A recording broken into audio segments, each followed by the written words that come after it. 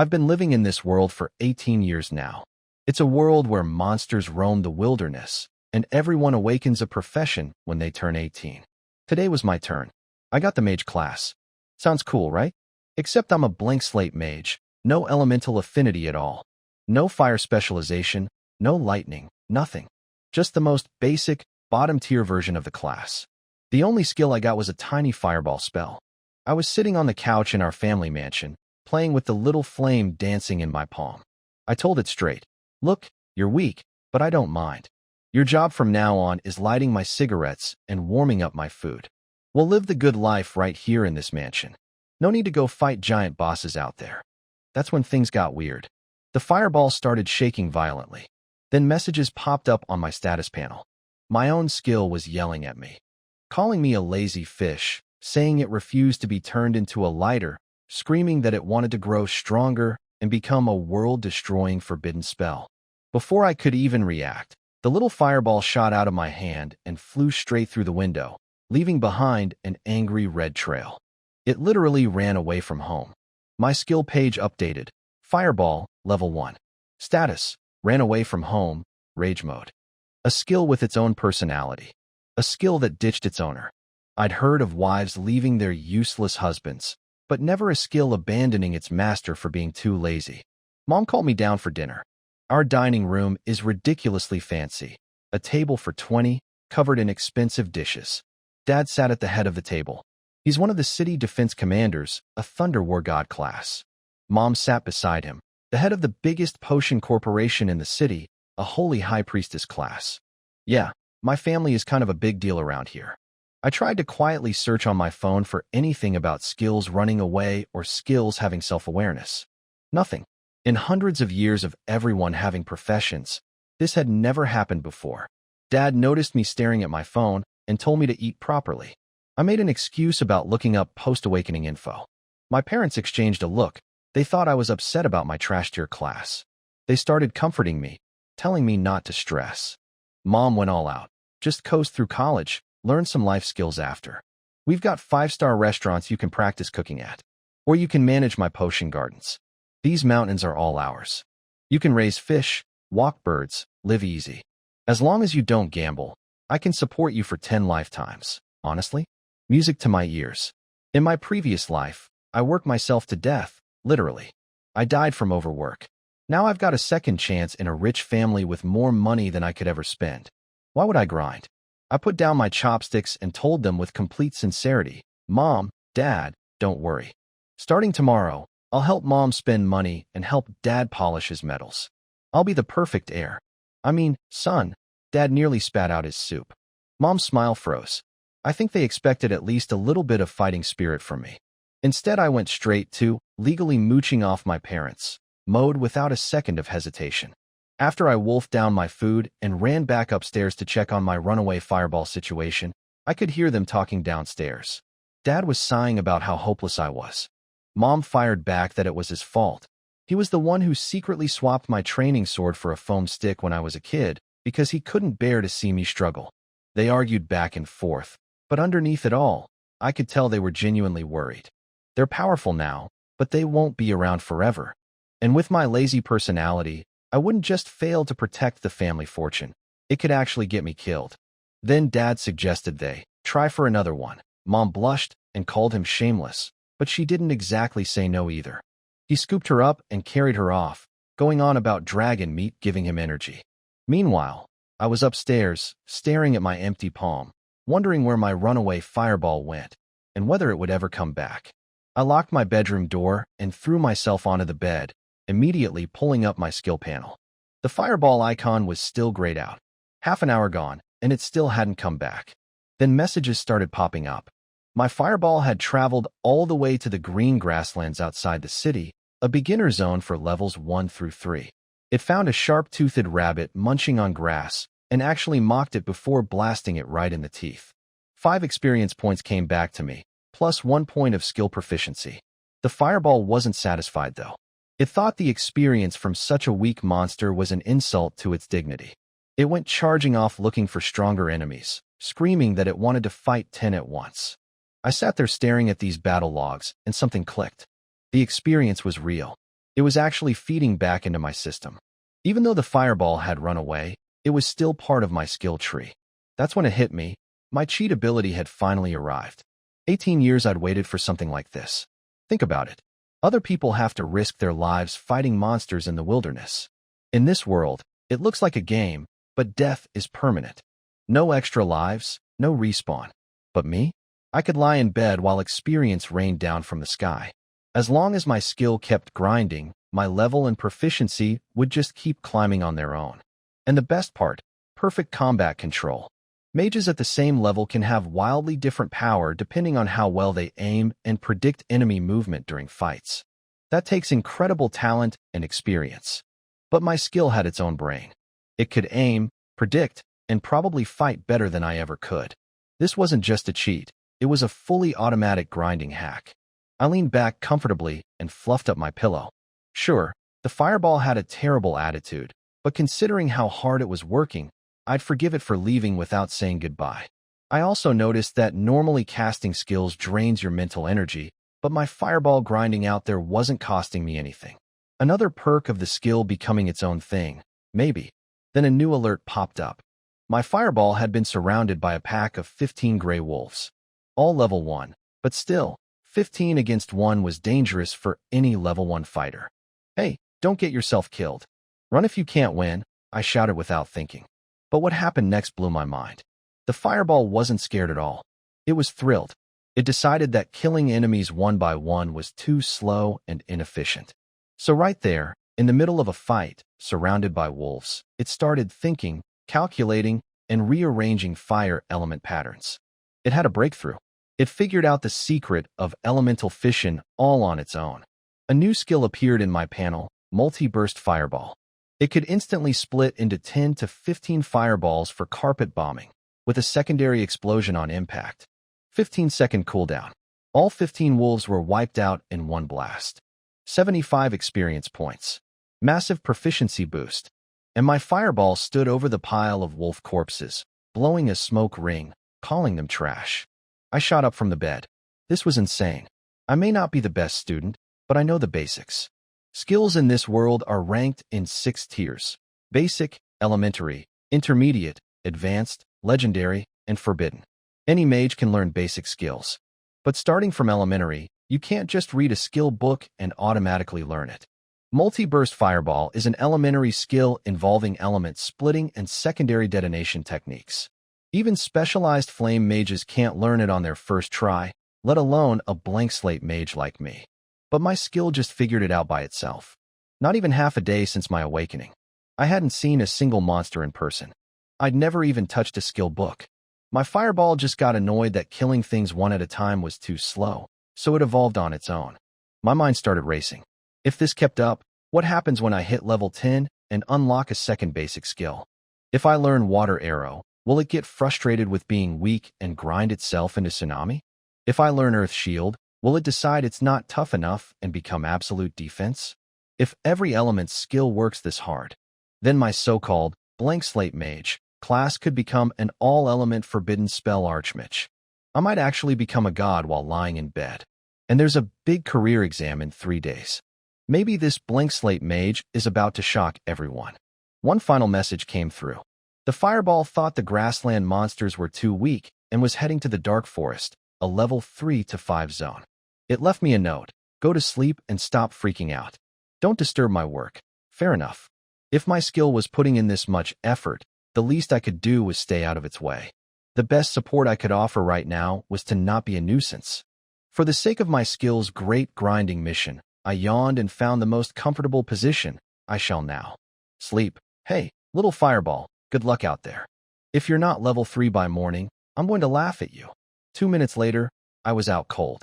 I had no idea what my parents were up to after dinner. Apparently, Dad's old rival called him late that night, a guy named Xiaolei. They'd competed their whole lives, and Dad always came out on top. But now Xiaolei's son had awakened as a flame mage with S-rank fire affinity, which is genius-level talent. Xiaolei called just to brag about it, and even offered to have his son help me level up, like some kind of charity case. Dad hung up on him immediately.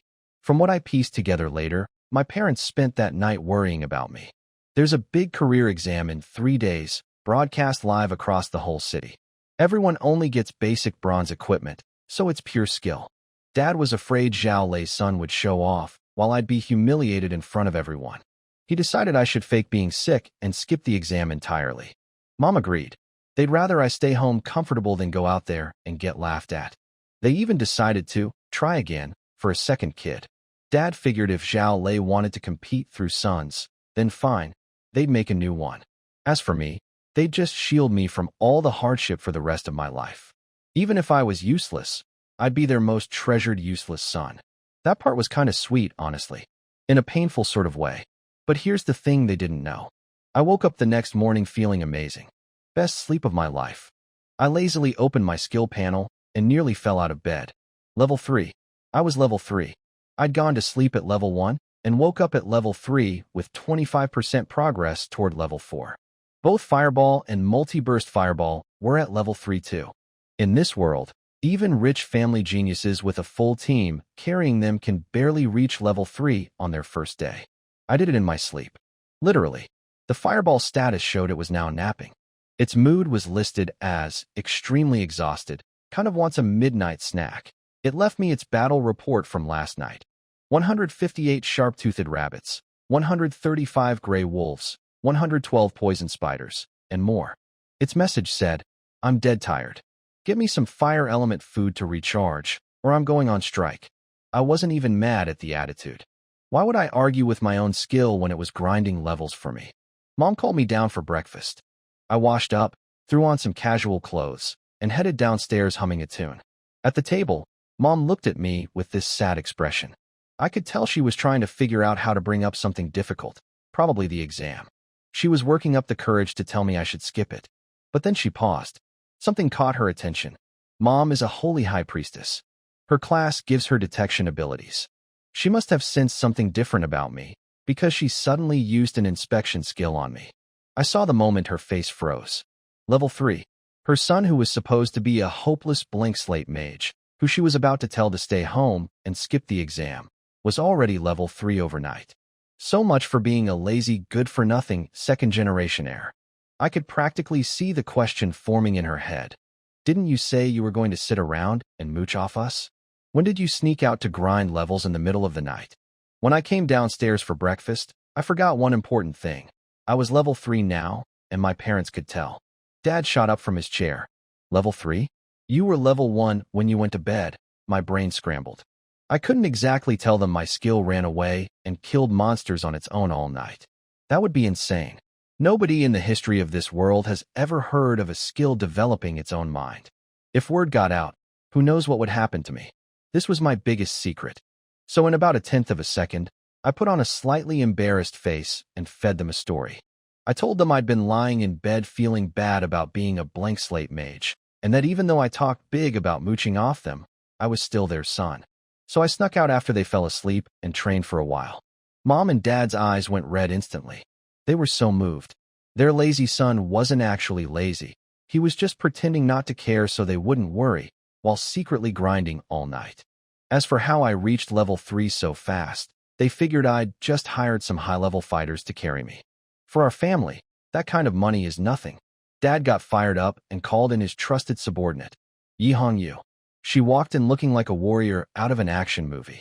Tall, sharp eyes, wine-red hair in a high ponytail, black leather armor. She was the youngest elite captain in the city's Special Forces Division. Dad told me that since I wanted to train, I should do it properly with Yi Hongyu guarding me instead of sneaking around alone at night. I realized I had no choice but to go along with it. If I stayed home lounging around, the fireball would keep going out to kill things anyway, and then I'd have no way to explain why I kept leveling up while lying on the couch. Fine. Going outside to train was just going outside to lie down somewhere different. The fireball did all the work without draining my energy anyway. Then I remembered the fireball's message about wanting fire element food. I asked Mom if we had anything rich in fire energy, like flame fruits or blaze beef steaks. Mom's face lit up. She thought I was trying to compensate for my lack of fire affinity through diet. It was basically useless compared to real talent, but she loved the effort. She immediately ordered the butler to bring out a crate of lava heart fruits and freshly delivered flame rhino tenderloin. 10 minutes later, the table was covered in food worth more than what a normal family earns in a year. Even Yi Hongyu standing nearby couldn't help but glance over. I popped a lava heart fruit into my mouth. A wave of heat rushed through my whole body. And instantly, the fireball's icon on my panel went wild. It was ecstatic, like drinking ice-cold soda on a scorching day. It started screaming about feeling powerful and demanding I let it out to burn things. I had to calm it down. I told it we needed ground rules. First, stay within 500 meters of me when we're outside. It grumbled but agreed, for the sake of the meal. Second, I told it to stop being so obvious. Normal fireballs get launched, hit something, and disappear. Mine was hovering around in the sky looking for the next target like some kind of autonomous drone. That's not normal. So after each hit, it needed to vanish and pretend to be a regular fireball. The fireball lost it. It said it was destined to become a forbidden spell and refused to sneak around like a coward. I played my trump card. I waved a piece of sizzling flame rhino steak in front of my mouth and told it straight, "If you don't behave, I'll eat nothing but plain porridge from now on. Not a single spark of fire energy for you." It went silent. The icon flickered a few times, an epic internal battle between pride and appetite. Appetite won. It agreed, but made sure to clarify this wasn't cowardice. This was a tactical retreat for the sake of longer-term slaughter. Sure. Whatever you say, buddy. I promised it that as long as it cooperated, I'd feed it not just flame rhino, but even red dragon heart meat as a snack someday. Its anger meter dropped to 0 instantly. Status, excited. I finished eating, wiped my mouth, and told Yi Hongyu we were heading to the dark forest, a level 3 to 5 zone. Mom got nervous. The place was full of wolf packs and poisonous spiders, and I had 0 combat experience as a fragile mage. But Dad waved it off, pointing at Yi Hongyu. She promised that as long as she was breathing, nothing would touch me. Dad's expression shifted when he gave Yi Hongyu her final order. Pure military commander. If there's any uncontrollable danger, whether it's a person or a monster, eliminate it immediately. No need to report. A chill ran through the dining room for a second. I broke the mood by heading for the door. Dad, Mom, see you tonight. I want stir-fried red dragon for dinner. The fireball started drooling on my skill panel. Status, thrilled and hungry. Damage bonus, plus 100%. Mom called after me that she'd start preparing it right away. A black military SUV dropped us off at the entrance to the dark forest. Yi Hongyu got out first, scanned the area for threats, then opened my door. I stepped out and stretched. The forest was wrapped in permanent fog, cold wind blowing through the trees, beast roars echoing from deep inside. My fireball immediately started cackling like a cartoon villain. Dark forest, I'm back. Tremble, monsters. Bow before me. I told it to calm down. It's a skill, not a final boss. As we walked in, Yi Hongyu explained her plan. She wouldn't party up with me since that would split and reduce my experience. Instead, she'd pull monsters and beat them down to near death, then let me land the finishing blow for full experience. She stopped when we reached Shadow Wolf territory. These level 3 wolves were known for speed and agility, extremely hard to hit.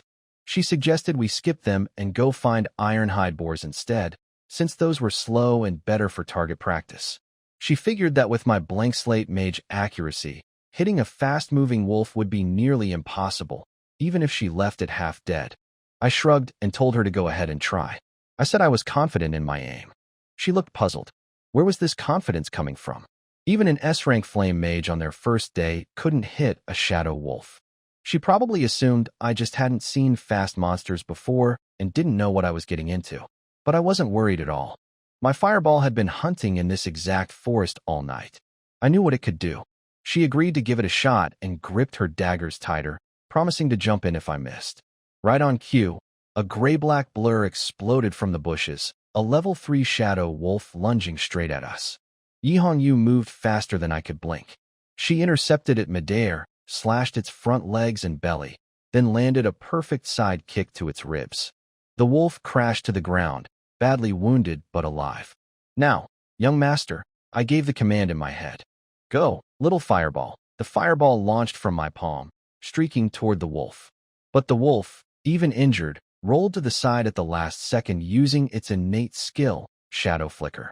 The fireball sailed right past it. Yi Hongyu's heart sank. She thought it was over. A blank slate mage's fireball flies in a straight line. Once it misses, it misses. She was already moving to finish the wolf off herself. Then she froze. The fireball that had clearly missed suddenly stopped in midair. Then it whipped around in a sharp U-turn and flew right back at the wolf. The fireball was furious that something dared to dodge it. The returning fireball slammed into the wolf with perfect accuracy. The wolf exploded. 20 experience points. And just like I told it to, the fireball vanished right after the kill. Good. It kept its promise. But Yihong Yu was standing there with her eyes wide open, staring at where the flames were still fading. I could practically hear her brain short-circuiting. What she'd just witnessed, a fireball changing direction mid-flight after missing its target. That's an advanced technique called second-stage mental guidance. It requires incredible precision and control over your spiritual energy. It's something experienced, high-level mages struggle with. And she'd just watched a blank slate mage who awakened yesterday pull it off on his first try. Yihong Yu looked at me after that first wolf kill. I was just standing there with my hands in my pockets, totally relaxed. She couldn't wrap her head around it. A blank slate mage who awakened yesterday, pulling off a mid-flight fireball redirect like it was nothing. The fireball, meanwhile, was rolling its eyes in my head. It thought bending one little curve was barely worth mentioning. It bragged that if it did a full spinning trick shot with zigzag movements and drew a heart shape at the end, this woman would probably faint. I told it to shut up. Yihong Yu composed herself and suggested a new strategy. Since accuracy clearly wasn't an issue for me, she'd go deeper into the forest, pull monsters, beat them to near death, and throw them my way for me to finish off. Maximum efficiency. Perfect. I didn't even have to move. She dashed into the trees, and I looked around for a comfortable spot. I found a nice crooked tree, sat down against the trunk, pulled out my phone, and started playing a mobile game. The forest had signal, thankfully. The fireball was going crazy wanting to fight, but I told it to wait. Yihong Yu was bringing the monsters to us. A few minutes later, she came flying back, launching a crippled shadow wolf through the air toward me.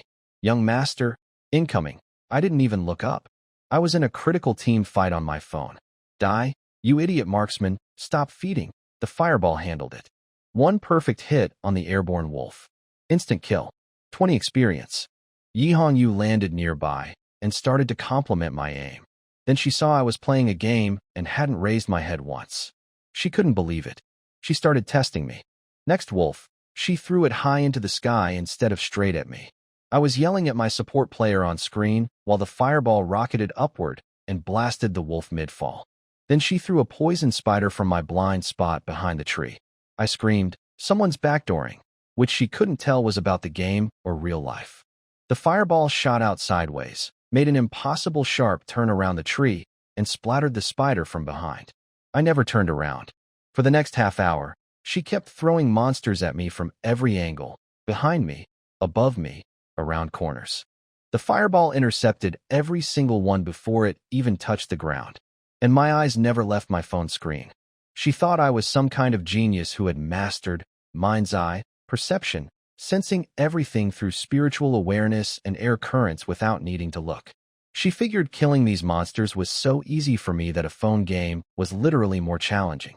She kept muttering something about the apple not falling far from the tree, except I'd surpassed the tree. If only she knew the truth. I wasn't multitasking at all. The fireball was doing everything by itself. I was genuinely just playing my game. By the time the sun started going down, I hit level 5. Both me and my fireball. I'd also won 5 ranked matches in a row. Best day ever. Yihong Yu came out of the forest exhausted. Even as a high-level fighter, pulling monsters all day had worn her out. She congratulated me. Reaching level 5 on the second day was seriously fast. I told her it was all thanks to her great monster pulling. Which was true, honestly. She made the fireball's job easy. She mentioned that Dad had sent a message. He'd gotten me a random wilderness dungeon scroll. Dungeons give way more experience than regular hunting. We'd head home first to grab it and eat dinner. The fireball went wild in my skill panel at the mention of dinner. It was drooling and screaming about stir-fried red dragon meat. We drove back to the mansion. Yihong Yu kept glancing at me with deep respect the whole ride. She thought she'd witnessed a once-in-a-generation prodigy. Really, She'd just watched a fireball with anger issues do all the work while I lost a few games and won a few more. We got back to the mansion as night fell. The maids lined up at the entrance, 10 of them in matching black and white uniforms, bowing in unison. "Welcome home, young master." I'd long gotten used to this, so I just nodded and walked in. Mom was waiting in the hall, looking elegant even in casual clothes. She rushed over, grabbed my hands, checked me for injuries, and noticed my clothes were barely dirty. She dragged me straight to the dining room. The table was incredible. Everything was red: stir-fried red dragon liver, lava fruit salad, flame rhino bone soup, fire-roasted whole lamb. The entire room felt like a furnace just from the smell. Mom had gone all out on fire element food, just like I'd asked that morning. The fireball went absolutely berserk the second I sat down. It was screaming in my head about the dragon liver, demanding I shove it in my mouth immediately, drooling all over my skill panel. I picked up a piece with my chopsticks and blew on it slowly, just to mess with it. The fireball lost its mind. "You're a fire skill and you're afraid of hot food?" I thought back at it. "Relax." I chewed slowly and deliberately while it threw a tantrum. But I could feel the fire energy from the food flowing into it, charging it back up. During dinner, Mom turned to Yi Hongyu and thanked her for the hard work. She'd checked my level, 5 already, 2 levels in one day. She tried to hand Yi Hongyu a gold VIP card for one of our family's equipment shops as a thank you. Yi Hongyu refused at first, saying protecting me was just her duty. Dad put on his stern commander face and ordered her to take it. She accepted. Then Yi Hongyu said something that made the table go quiet. "Actually, ma'am, you've misunderstood. The reason the young master leveled up so quickly today was mainly because of his own skill." She paused, then added, "Without his incredible technique, no matter how many monsters I brought him, it wouldn't have been that efficient." Mom and Dad looked at each other, blinking. A blank slate mage? Incredible technique? Mom figured Yi Hongyu was just being nice, trying to make me look good. But Dad knew Yi Hongyu better. She was proud and blunt. She never lied to flatter anyone. Yi Hongyu took a deep breath and said it plainly. "Commander, ma'am, I'm not exaggerating. The young master is the most naturally talented mage I have ever seen or heard of." I shrank in my seat. My face got warm. Being praised that seriously to my face. Even someone as thick-skinned as me felt embarrassed. I'd literally spent the whole day playing mobile games. The fireball did everything. Then again, having a cheat counts as talent, right? Dad put down his chopsticks and told Yi Hongyu to explain. She pulled out her phone instead. Words won't do it justice. "I recorded a video this afternoon." She hit play and turned the screen toward my parents. The video was only about 15 seconds long. The dining room went dead silent. I glanced at my parents' faces from the corner of my eye and immediately wanted to crawl into a hole. My toes were curling so hard inside my shoes I could have dug through the floor. It wasn't the skill demonstration that embarrassed me. It was that the video had audio. And somewhere in those 15 seconds, you could clearly hear me screaming at my phone. Something humiliating from my game that I'd shouted out loud while the fireball was casually annihilating monsters. "Yi Hongyu, you couldn't have warned me you were filming?" Dad's hands were shaking after watching that video. That fireball, was that second stage mental guidance? And he was playing a game at the same time. He understood exactly what it meant. Normal mages need full concentration just to cast a spell. Even gifted flame mages have to stare at their target and pour all their mental energy into guiding a fireball's trajectory. But his son was playing a mobile game and controlling fireballs with perfect accuracy at the same time. He said there probably weren't more than a handful of people my age in the entire country who could pull that off. Mom covered her mouth with tears in her eyes. No elemental affinity, and he's forcing the fireball to change course with raw mental power? What kind of monstrous talent is that? I sighed inside. I couldn't exactly tell them the fireball had a mind of its own.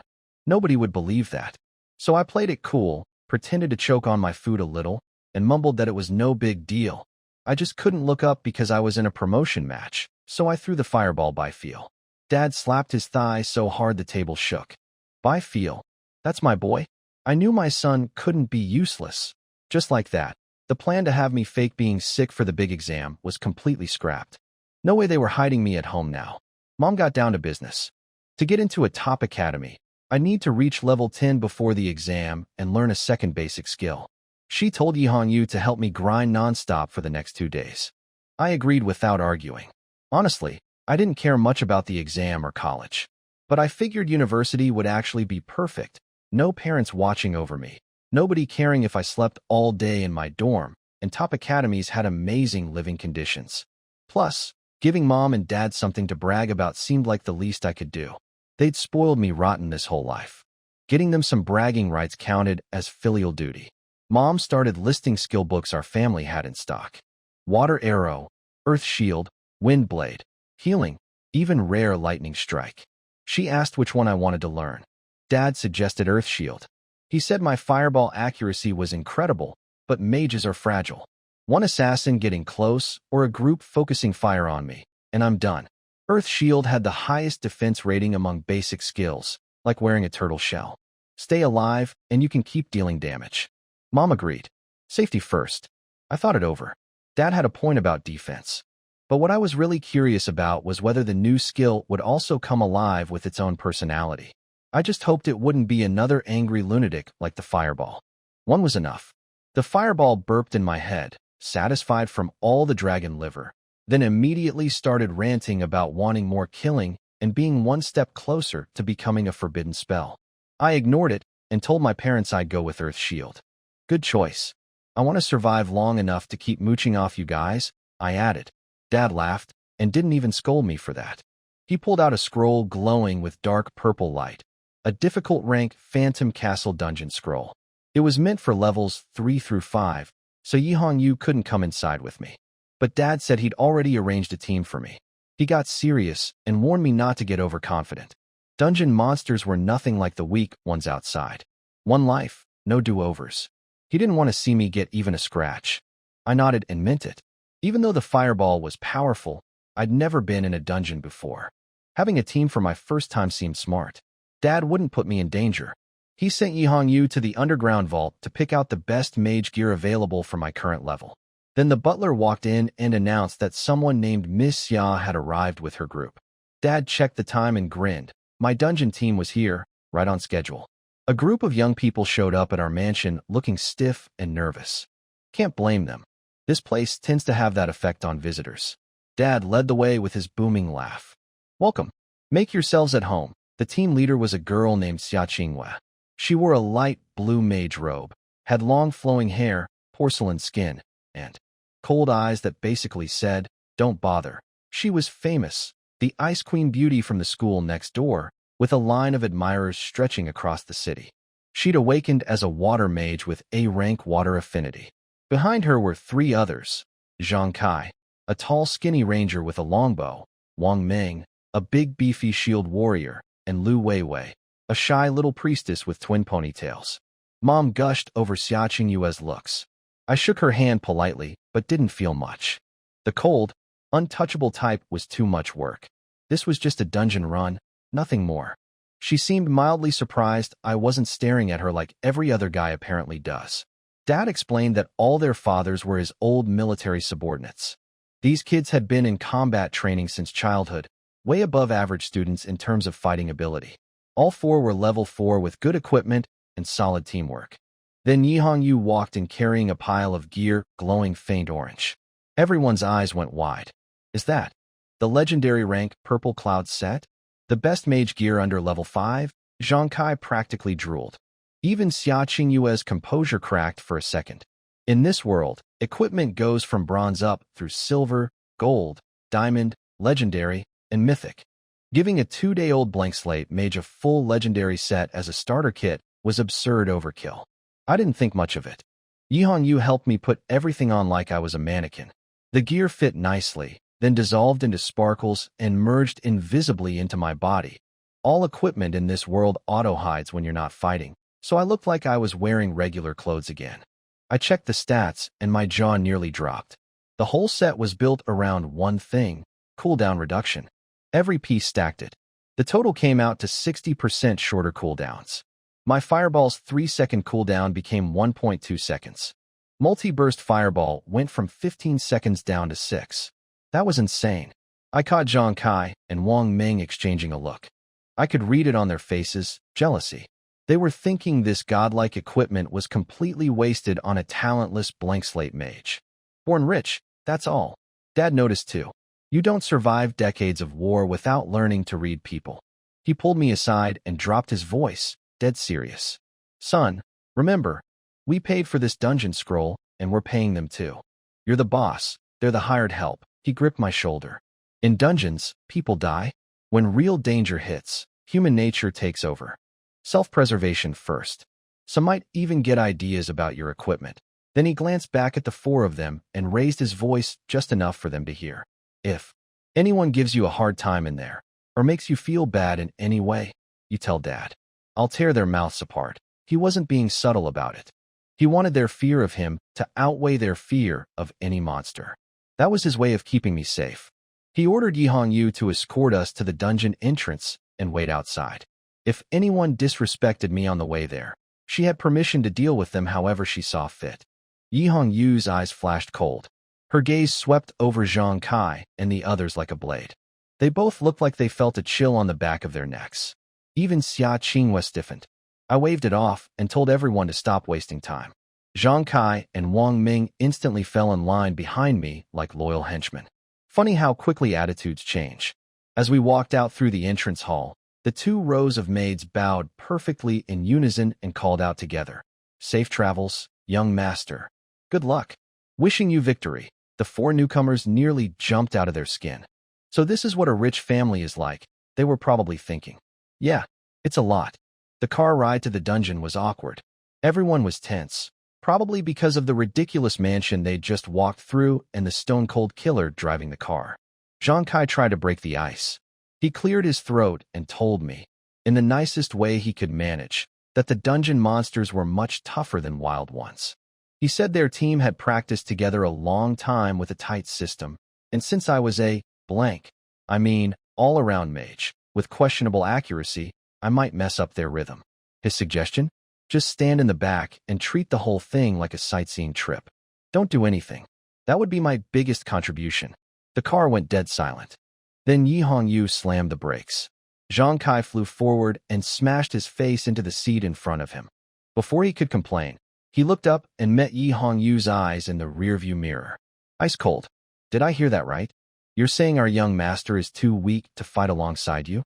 Or are you telling him what to do? Zhang Kai turned white. He started slapping his own face and begging me to forgive him, calling himself an idiot. Wang Ming and little Lu Weiwei were trembling in the corner. Even Xia Qingwei had sweaty palms. I felt terrible. I looked like some villain from a novel, the arrogant rich kid whose bodyguard terrorizes everyone. Exactly the type that gets killed off in Chapter 3. Xia Qingwei stepped in to smooth things over, saying Zhang Kai was just worried about my safety. I told Yi Hongyu to let it go and keep driving. She gave one last cold snort and hit the gas. Zhang Kai collapsed in his seat, soaked in sweat, probably swearing to never open his mouth again. Meanwhile, the fireball was having a meltdown in my head. It was screaming that Zhang Kai had insulted both me and its dignity by calling my aim bad. It wanted to fly out and incinerate him on the spot. I had to talk it down. Come on, he just said something dumb. That's not worth killing someone over. The fireball disagreed violently. It said the strong must not be disrespected, and burning him alive was the only proper response. I sighed and tried a different approach. Listen, little fireball, we need to have standards. If we kill everyone who says something rude, we'd be psychopaths. Villains. That's not who we are. I told it that real power is for protecting people you care about, not for bullying teammates. If we're strong enough, the facts will shut people up on their own. No need to murder someone over trash talk. The fireball grumbled, but finally calmed down. It said fine, it'd spare his dog life. But once we were inside the dungeon, it was going to show everyone what real damage looked like and blind them all. Good enough. About an hour later, the car stopped on a barren rocky plain. Everyone piled out into the cold night wind, though after surviving Yi Hongyu's death stare, I think Zhang Kai found the freezing air refreshing by comparison. Yi Hongyu pulled out the dungeon scroll. As it burned away, the air in front of us tore open with a deep hum, revealing a glowing purple crack in space, the dungeon entrance. She turned to me one last time. Be careful in there. Don't try to be a hero. Survival first. Then she looked at the other 4. You took Lin family money. You accepted a Lin family mission. You protect the young master with your lives. If he comes out with so much as a scratch. Zhang Kai and Wang Ming were nodding so fast their heads nearly fell off. Even Xia Qingwei gave a serious nod, saying she'd take responsibility for everyone's safety as team captain. Yi Hongyu waved us off. Go. We stepped through the purple crack and the world spun. When I opened my eyes, we were standing in a creepy castle hallway. Black stone walls covered in dead vines and stinking moss, with skull-shaped lanterns burning blue ghost fire every few meters. This place is pretty grim, I said. The fireball instantly lost it. It was outraged by the blue flames. It called them fake fire, a disgrace to the dignity of real flames, heresy against the fire element. Its status updated to angry purifier, with a vow to burn every last fake flame in the dungeon. And because it was so worked up, it gave itself another damage buff, plus 100% against undead monsters. I just shook my head. Getting angry because fire was the wrong color? Really? Though I was starting to understand its pattern. It was basically like those anime heroes who power up by screaming louder and getting more emotional. The angrier the fireball got, the harder it hit. Xia Qingwei took command immediately. She tapped her staff on the ground, sending out a soft blue glow, and started giving orders. Wang Ming up front with his tower shield to absorb hits. Zhang Kai on the left with his bow for ranged attacks, and watching for ambushes. Lu Weiwei in the middle for healing and shields. Me? Stand in the center of the formation. She even told Zhang Kai to protect me if anything came from behind. Zhang Kai beat his chest promising he'd die before I lost a single hair. I told them I'd stand in the back and cheer them on. Then I pulled out some fire element snacks I'd grabbed from home. The fireball scoffed at the entire arrangement. The idea of these weaklings protecting it was apparently the funniest joke it had ever heard. We moved forward through the silent hallway. Then came a scraping sound from around a corner, like bones grinding together. Xia Qingwei called a halt. 2 blue flames appeared in the darkness ahead, and then we saw it clearly. A phantom spirit cat, elite rank, level 5. It looked like a leopard-sized skeleton with blue fire burning between its bones. Xia Qingwei's face changed. An elite monster right off the bat, and a fast one. She ordered everyone to wait for it to charge before attacking. At this distance, none of us could hit something that agile. That's when my fireball decided it wasn't waiting. An orange glow lit up from behind everyone. A fireball screamed past Xia Qingwei and Zhang Kai's heads, trailing heat. Zhang Kai called out that I should wait until it got closer. No way I could hit a high-agility monster from this far. The spirit cat dodged left at the last instant. The fireball sailed right past it. See, missed, Zhang Kai sighed. Then the fireball stopped in midair like an invisible hand grabbed it. It spun around and slammed into the cat's side. The cat let out a horrible shriek and went tumbling across the floor. Before anyone could process what they'd just seen, a second fireball was already flying. Thanks to my purple cloud gear cutting cooldowns by 60%, my fireball's 3-second cooldown was down to 1.2 seconds. The first one had barely exploded before the second was on its way. Then a third. The spirit cat tried desperately to dodge. It couldn't escape any of them. 3 explosions. The level 5 elite monster was reduced to a pile of bone fragments. The whole thing took maybe 4 seconds. Nobody else had moved. Everyone was staring at the pile of bone fragments, then back at me. Zhang Kai's voice came out dry and cracked. Dead? Just 3 fireballs. Xia Qingwei looked shaken too. As an A-rank water mage and a top student, she knew the math. Even an S-rank flame mage would need at least 6 fireballs to kill a full health level 5 elite monster. I'd done it in 3. And that mid-air stop and redirect control was something even the best fire mage students in the national exams couldn't pull off. I crunched on a spicy fire element nut from my snack bag. The sound echoed through the quiet hallway. I held a few out to everyone. Want some? Pretty spicy. They just stared. That's when it probably hit them. I'd been snacking while doing all that. And no thanks, Zhang Kai mumbled. I shrugged and put them away. Well, what are we standing around for? This place gives me the creeps. I want to finish and go home to sleep. That snapped them out of it. Zhang Kai started falling over himself, calling me a hidden master and saying those 3 fireballs were pure art. Wang Ming joined in with the flattery. Even Xia Qingwei was looking at me differently.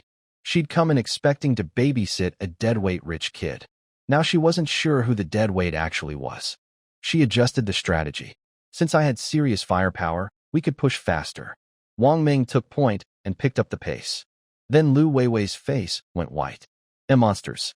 So many monsters, we all looked. Where the first cat had appeared, dozens of glowing blue eyes were lighting up in the darkness. Dozens of phantom spirit cats, all level 5. Smaller than the elite one, just regular rank, but the sheer number was terrifying. Xia Qingwei didn't panic. She started barking orders. Wang Ming held the front with his immovable stance. Zhang Kai suppressed the left flank with arrow rain. Lu Weiwei shield Wang Ming and prepare group healing. Everyone back against the wall, tighten the defensive circle, clear them slowly. She didn't get to finish. A fireball screamed past her from behind, heading straight for the pack. Linemo, she gasped. She thought I was being reckless. Charging in against dozens of high-agility monsters could trigger a full swarm. Then the fireball shuddered violently and split apart in midair.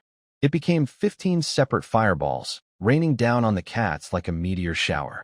Multi-burst fireball? That's an elementary rank fire skill. Xia Qingwei recognized it instantly. The explosions were deafening. Fire erupted everywhere. Kill notifications flooded my panel, 40 experience each, over and over. The fireball was cackling in my head, bragging that it had just invented this move yesterday. Xia Qingwei recovered fast and started shouting for the team to help clean up any survivors. Wang Ming should finish off stragglers. Zhang Kai should pick off anything with low health.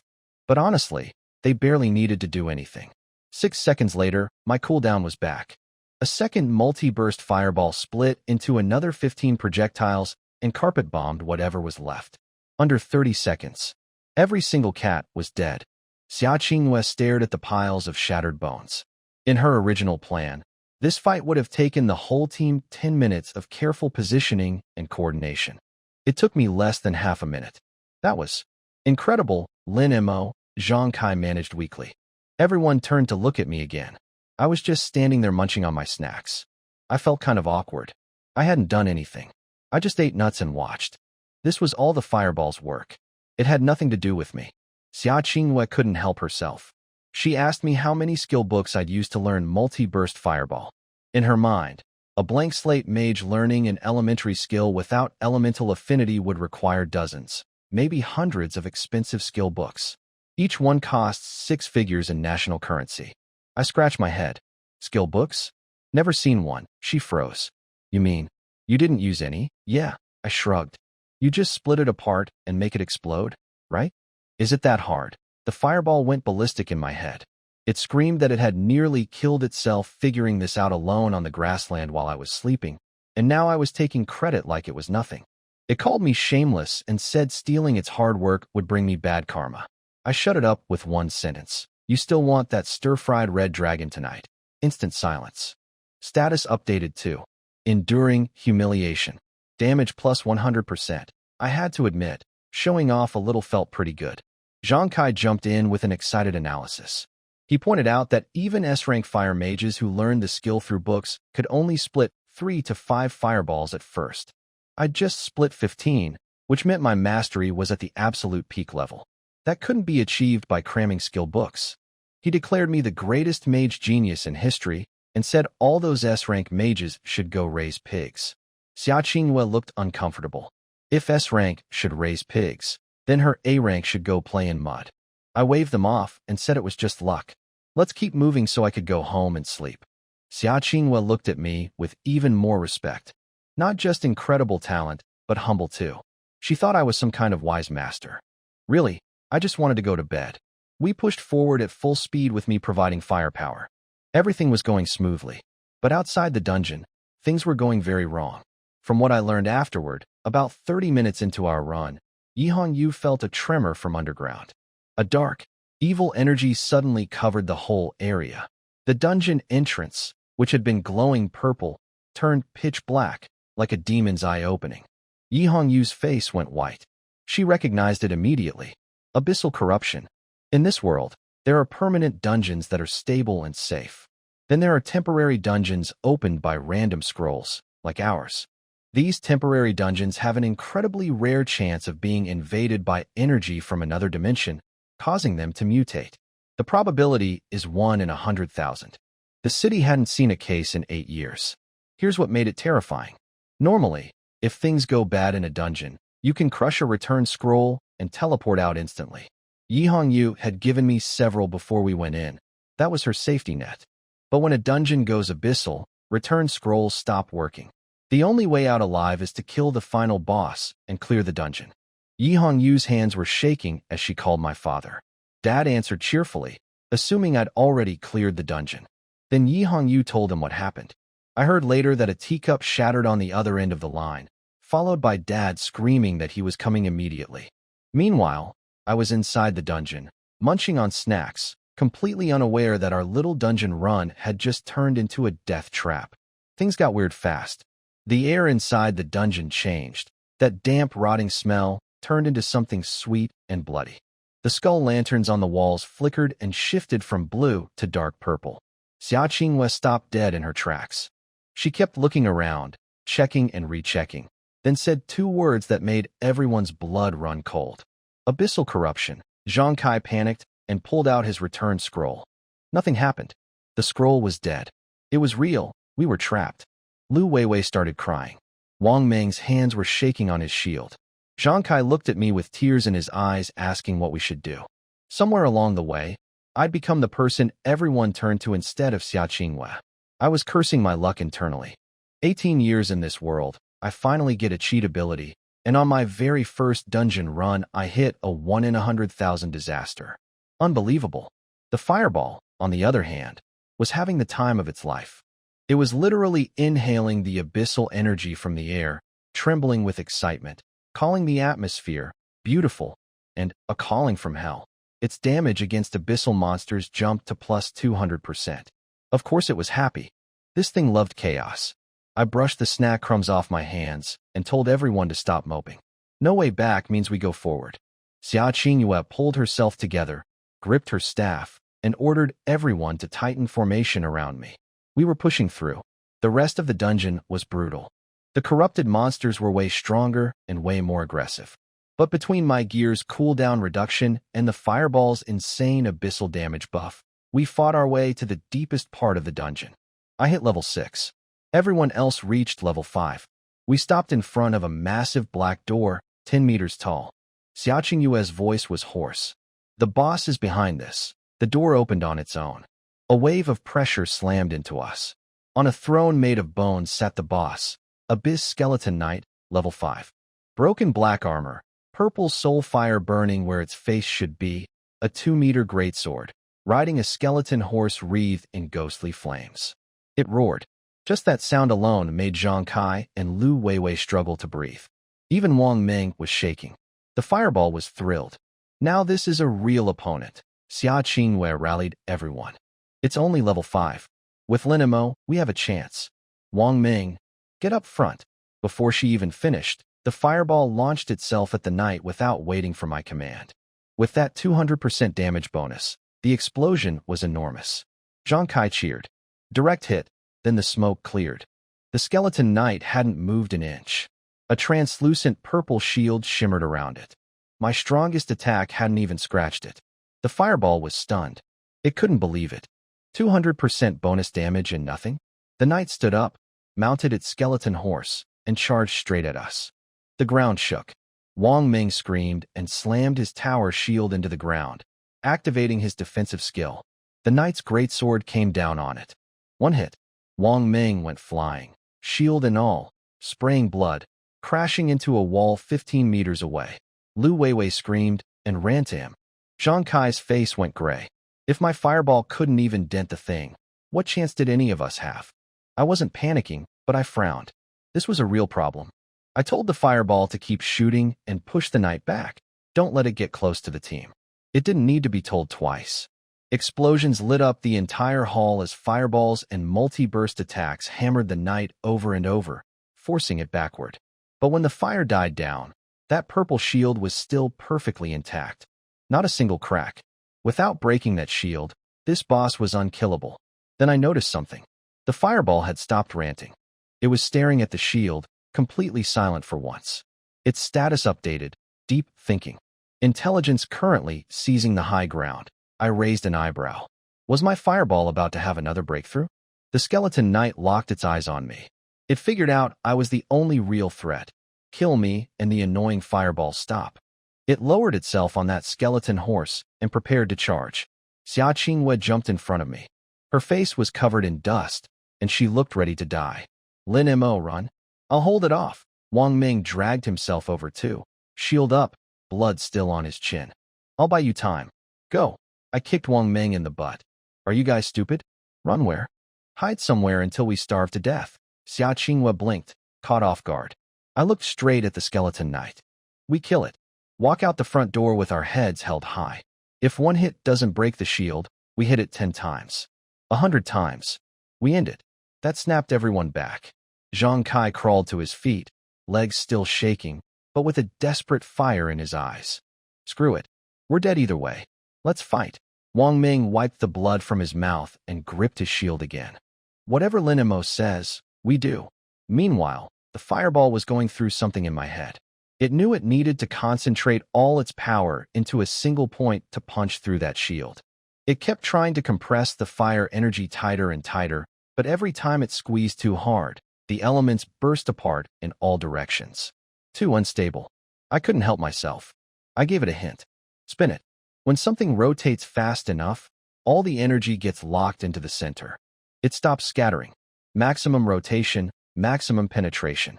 Get it? The fireball went dead quiet. Then a flash of understanding hit it. It started rearranging element patterns at blinding speed. Seconds later, a new skill. Explosive spiral dragon shot, an elementary rank single target ability with massive fire damage. 30-second cooldown. Hearing, just spin it, sounds simple, but actually doing it with fire elements is nearly impossible. Fire is the most volatile element. Compressing it while spinning it at high speed should cause it to collapse and explode in the caster's hands. Only something as freakish as my fireball, with its own consciousness and insane elemental control, could pull it off from a 2-word hint. I raised my right hand slowly, pointed at the skeleton knight like a finger gun, and smiled. Watch this, Xia Qingwei. A mage needs more than area attacks. You need a kill shot too. Everyone stared at me in disbelief. Another new skill? Just like that? A fireball formed at my fingertip. Then it started shaking violently and spinning, faster and faster. The air around us got sucked inward, forming a visible vortex. The fireball shrank rapidly, fist-sized, then ping-pong ball, then just a tiny point of dark red light. The color had shifted from orange to deep crimson.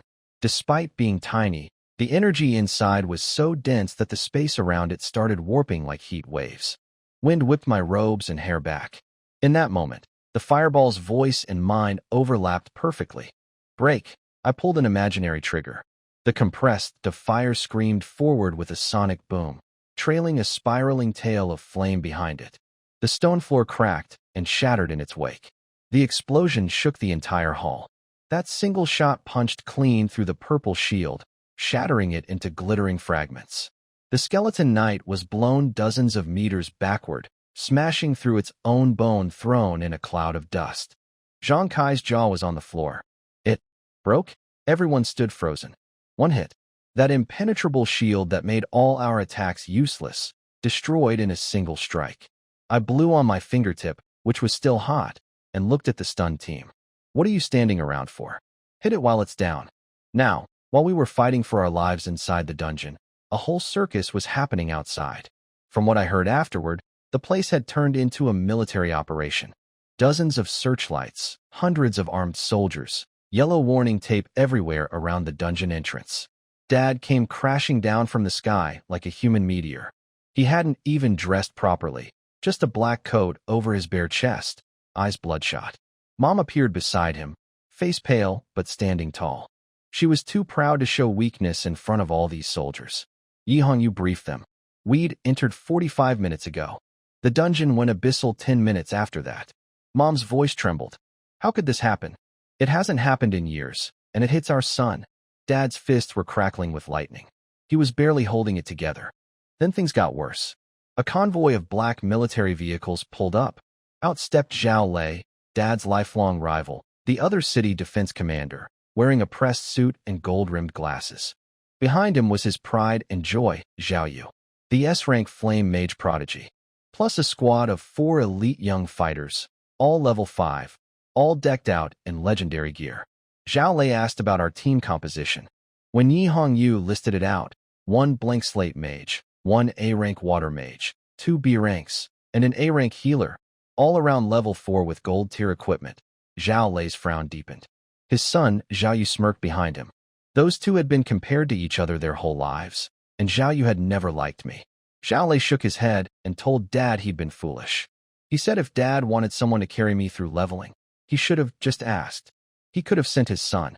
Then he delivered the gut punch. With our team's setup, our survival rate was basically 0. Dad snapped at him to stop with the hindsight. Nobody could have predicted a 1 in 100,000 abyssal corruption. He told Zhao Lei to quit pretending to be helpful.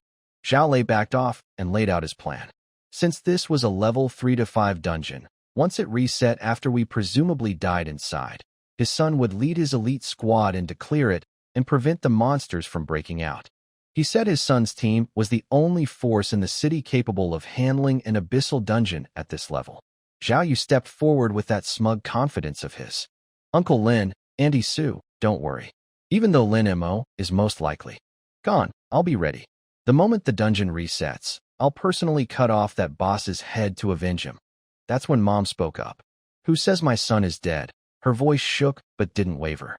The dungeon hasn't reset, which means they're still alive. I believe in my son, she paused. Maybe he's not just surviving in there. Maybe he's clearing it right now. She looked at Dad, searching for support. Dad looked into her teary eyes. He knew the odds, but he couldn't bring himself to crush her hope. That's right, he said, voice rough. Our boy can do it. He'll make it. Zhao Lei stared at them for a moment, then shook his head silently. A blank slate mage with a thrown-together team clearing an abyssal dungeon? Pure fantasy. I heard later that he was so confident we'd fail, he privately told someone he'd eat the tires off his military SUV if we actually pulled it off. With the shield shattered, everyone piled on. Zhang Kai screamed like a madman and started firing arrows. Wang Ming charged in and smashed his shield into the knight's kneecap. Not much damage, but deeply disrespectful. Xia Qinghua launched razor-sharp water arrows one after another, and the fireball went into full automatic mode, hammering the boss nonstop. Compared to my firepower, everyone else was basically tickling it. The boss's health dropped fast. When it hit 70%, it roared and knocked Wang Ming flying again, then regenerated its purple shield. Zhang Kai spun around and looked at me. I didn't waste time. Finger gun, compress, spin, fire. The shield shattered again. No drama. This happened 3 more times. Every time the knight rebuilt its shield, I broke it in one shot. The fight became almost routine. Shield goes up, I blow it apart. Everyone beats the boss while it's exposed. Finally, the skeleton knight collapsed into a pile of dark bones. 20,000 experience points. I jumped straight to level 7. Lu Weiwei collapsed on the ground crying with relief. Zhang Kai went nuts, hugging Wang Ming and bouncing around. Even Xia Qinghua let herself smile. We'd cleared an abyssal dungeon. Even though it was only difficulty level hard, that was still a serious achievement. I glanced at the loot floating above the boss's remains. The best piece was a gold rank warrior equipment. Not bad, but useless to me. Split it among yourselves? I said. Xia Qinghua immediately refused. She said I was the employer, the dungeon products belonged to me, and without me they'd all be dead. She wouldn't take any of it. On top of that, she said they'd return the hiring fee Dad had paid them. Getting to ride along and gain 2 levels of experience was already more than they deserved. Zhang Kai and the others agreed, even though I could tell they were tempted by that gold equipment. I couldn't be bothered to argue, so I just swept everything into my inventory. Then Xia Qinghua mentioned the big exam in 2 days. She said with my current strength, I could probably get into Tianlong Academy, the most prestigious school in the entire country. The ultimate dream for every fighter in the nation. Graduates start their careers as city-level military commanders at minimum. She looked genuinely envious. I just wondered if they had good dorms and a decent cafeteria. Zhang Kai brought up something interesting. Apparently the city had prepared a special prize for the top scorer this year, a complete heart from a lava giant beast. Wang Ming nearly choked. He said lava giant beast parts were astronomically expensive and practically impossible to find, even if you had the money. The fireball went absolutely insane. Its drool was practically flooding my skill panel. It started screaming that it needed that heart, that eating it would bring it closer to becoming a forbidden spell. I decided to have some fun. You want it that badly? Call me daddy. The fireball exploded with rage. It screamed about its noble destiny and dignity. Okay then, I shrugged mentally. I was going to try hard at the exam, but I guess we'll just coast. Too bad about that heart though. I heard it's pure fire element essence. They say it bursts with juice when you bite into it. Silence. A long, painful silence. Then, in the most awkward, resentful whisper imaginable, "Daddy, louder. I can't hear you. I already said it. Good enough." I waved everyone toward the exit. Let's go. Yi Hongyu's probably falling asleep out there waiting for us. I stepped out of the dungeon portal and nearly tripped over my own feet. Hundreds of soldiers, massive floodlights everywhere, and a wall of eyes staring right at me. Whoa, big welcome party, I muttered. I spotted Zhao Yu standing there with a look on his face like he'd swallowed something rotten. I couldn't resist. Hey Zhao Yu, out here enjoying the night breeze instead of sleeping? How relaxing. He turned red and couldn't get a word out. Before I could say anything else, Mom crashed into me like a freight train. She squeezed me so hard I thought my ribs would snap. She was crying and yelling about how scared she'd been, saying she wouldn't want to live if something happened to me. Mom. MOM. Let go. The monsters didn't kill me, but you're about to. She released me, wiped her tears, and started inspecting every inch of my body for injuries. Dad walked up next. He didn't cry or hug me to death, but the hand he put on my shoulder was trembling. Good kid. Alive is all that matters. Then he looked past me at Xia Qingwei and the others. His eyes narrowed. They were barely scratched, just dusty and tired. He couldn't understand how a team could come out of an abyssal dungeon almost completely unharmed. Xia Qingwei stepped forward and bowed deeply. She told my parents everything, that I'd single-handedly shattered the final boss's shield, delivered over 90% of the total damage, and basically carried the whole team. Without me, they'd all be dead. She pulled out a bank card and tried to return the hiring fee, saying they didn't deserve payment since they'd barely contributed and had gained 2 free levels plus a record-breaking clear on their resumes. Zhang Kai and Wang Ming backed her up enthusiastically. Lin Mo was insane. He carried everything. We were basically just cheerleaders in there. I scratched my head, face a little warm from being praised in front of hundreds of soldiers. Come on, it wasn't that impressive. Just regular impressive. What nobody had mentioned yet, and what I only noticed when I looked up, was the record board above the dungeon entrance. The 18-year-old speed record had been erased. Our names were up there now. 1 hour, 5 minutes, 22 seconds. We'd broken the record. In an abyssal corrupted dungeon. With a team of rookies. Dad was barely containing himself. He pushed the bank card back into Xia Qingyue's hands, laughing. When Lin Tianhao gives money, it doesn't come back. Mom gently insisted too, telling Xia Qingyue to use it for recovery supplies after surviving a trip through hell. Together, Xia Qingyue finally accepted. Dad sent someone to drive Xia Qingyue's team home, then turned back to me with the biggest grin I'd ever seen on his face. Meanwhile, I caught a glimpse of Zhao Lei standing off to the side. His face was frozen in disbelief. His son had been all geared up to heroically charge in and avenge me, and instead I'd walked out without a scratch, with a broken record to boot. I remembered hearing he'd promised to eat his car tires if I actually cleared it. I wondered if he was thinking about that right now. From what I found out later, Zhao Lei wasn't done scheming. He told one of his officers to approach Xia Qingyue and offer her money to throw the upcoming city exam, because his son, Zhao Yu, absolutely needed to win first place. The prize for the top scorer was a complete lava giant beast heart, a fire element treasure so rare that money alone couldn't buy one. Zhao Lei wanted it for his S-rank flame mage son at any cost. The fireball would have burned down a building if it knew someone was trying to steal its precious snack. Good thing it was too busy drooling over the thought of biting into that heart to pay attention to anything else. The fireball was whining in my head about being starved after using the explosive spiral dragon shot too many times. My own stomach was growling too. I told Mom I needed food before anything else, something with lots of fire energy. Mom instantly went into action mode, promising to get her 5-star chef team cooking immediately. Fire dragon meat, chilinarm, deep-sea flame marrow soup, whatever you want. Dad, meanwhile, was staring at the spot where Zhao Lei's convoy had disappeared. He was fuming. Zhao Lei had shown up with his son's team all ready to go, basically assuming I was already dead. Surprise. Dad turned to me with fire in his eyes. Son, with talent like yours, we can't waste it. I'm calling in the 3rd Special Forces Squad tonight. We're locking down this entire area. They'll pull monsters, beat them to near death, and deliver them to you. We're grinding all night. Before the exam, we're going to crush Xiao Yu. I froze mid-daydream about dinner. All night.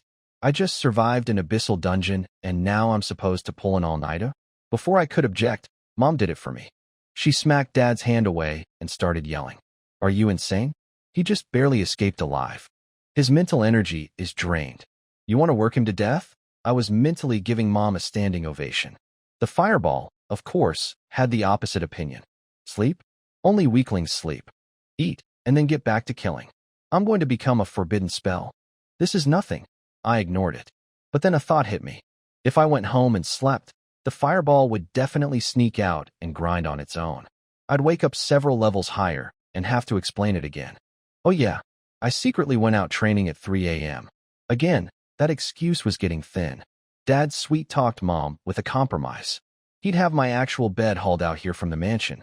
The Special Forces team would do all the fighting, deliver near-dead monsters right to my bedside, and all I'd have to do was flick a finger for the final hit. Lying down, in my own bed, with my silk sheets. Mom hesitated. Sleeping outdoors? That's ridiculous. I knew I had to commit. If I was going to be stuck out here anyway, at least there'd be a bed. The fireball would handle the killing, and I'd actually get to sleep. Everybody wins.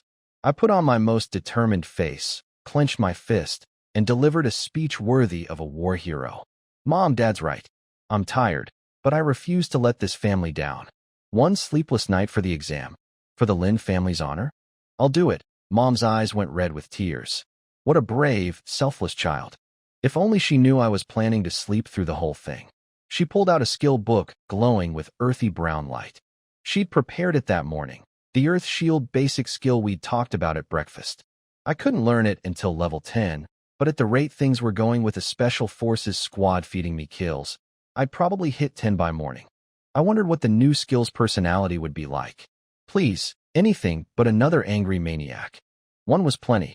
Dad started barking orders at his officer. Bring the 3rd Special Forces squad. Disassemble my bedroom and transport the bed out here. Silk blankets, latex pillows, aromatherapy machine, everything. Send the kitchen team with all their equipment. 10 minutes.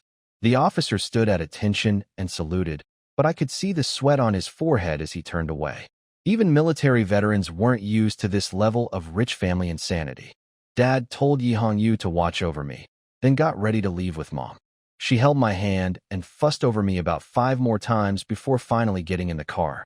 As they were pulling away, Dad leaned out and shouted, "Go get him, son." I thumped my chest and pointed at him.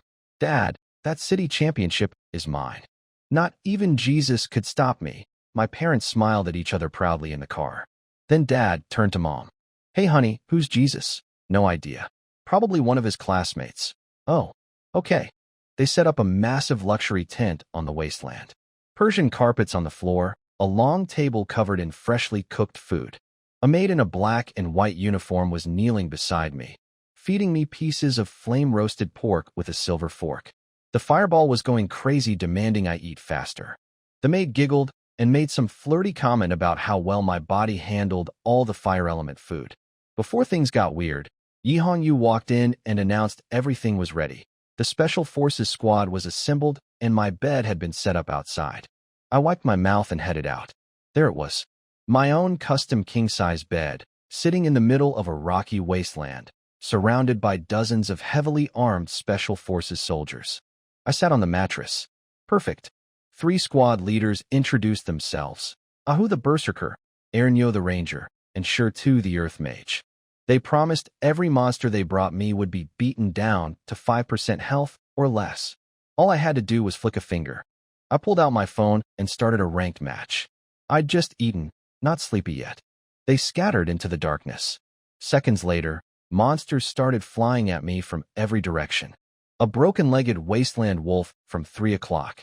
The fireball blasted it without me looking up. A pair of poison lizards from 12 o'clock. 2 fireballs, 2 kills, 2 seconds. The soldiers were losing their minds.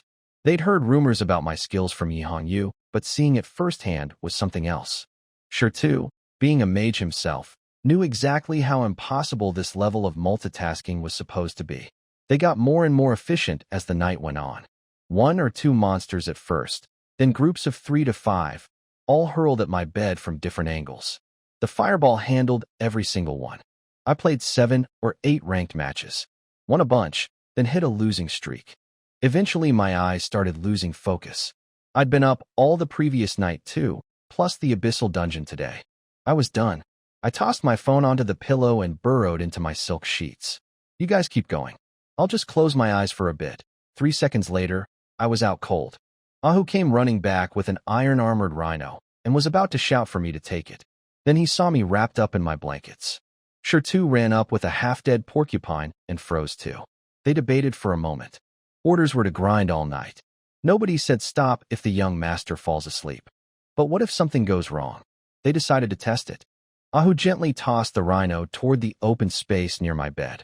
A fireball materialized out of thin air and vaporized it instantly. They turned to stone. I was completely asleep. Ahu called my name quietly. Nothing. He called louder. I grunted, hugged my pillow, rolled over, and kept snoring. They stared at each other in awe. I was in deep sleep, the kind where you roll over naturally and don't wake up. And monsters were still dying around me. Shirtu started trembling with excitement. He whispered to Ahu about legends of elite fighters who trained themselves to fight while sleeping. No conscious thought, pure instinct and spiritual reflex. Ahu pointed out that those were supposedly top-tier veterans, and I'd only awakened 2 days ago. Shirtu shot back that I was Commander Lin's son, and a genius like that being a little freakish was perfectly normal. They both nodded seriously, newfound reverence in their eyes. What are we standing around for? Back to work, and off they went, continuing to hurl monsters at my bed while I slept like a baby. The fireball kept killing everything without me knowing or caring. I woke up the next morning to a maid holding a warm glass of milk by my bed. I drank it, then checked my panel. Level 10.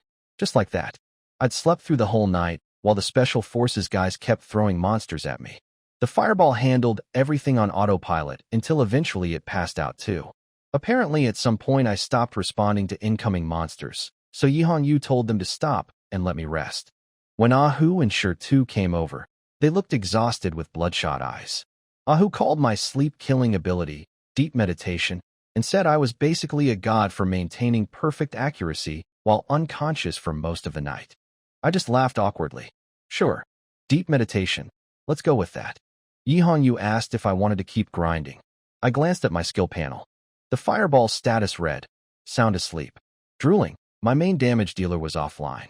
What was I going to do? Manually throw fireballs like some kind of normal mage? I told them I needed to rest and clear my head.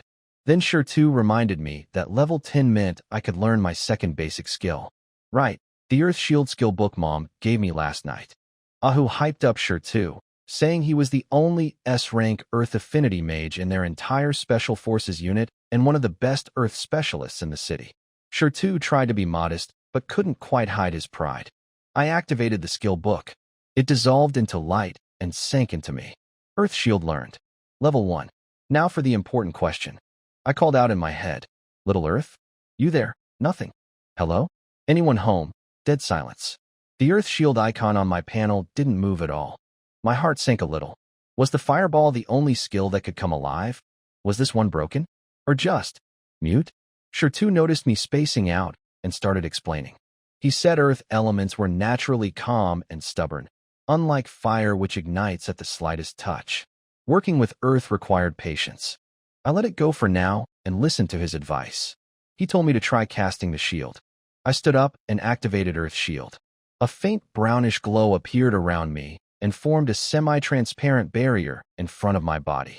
It looked fragile, like a strong wind could knock it apart. Everyone exchanged looks. For a blank slate mage casting it the first time, just forming a solid shape was already better than 90% of beginners. But it was clearly weak. Shirtu came closer and tapped on it. He was diplomatic about it, said forming it at all was impressive for a first try. Then he started coaching me. He told me to stop thinking about defense and instead feel the ground beneath me. Imagine pulling rock and soil up into the shield, compressing and stacking it layer by layer. I closed my eyes and followed his guidance. With his mental energy helping direct mine, the shield's color deepened. Still not amazing, but it looked like an actual shield now. Shirtu got excited. He said at this thickness, the shield could definitely block a basic fireball from someone at the same level. He suggested testing it. He'd throw a small fireball at me to see how the shield held up. Yi Hongyu frowned at the idea, but Shirtu guaranteed he'd use the weakest possible fireball. She backed off. He was an experienced mage with precise control.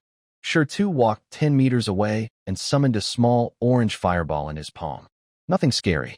Smaller than anything my fireball usually threw. But the instant that flame appeared, the earth shield icon on my panel suddenly twitched. Then it screamed. Not a tough, battle-ready scream. Not a war cry. A high-pitched, panicked, pig being slaughtered scream. Danger. There's danger.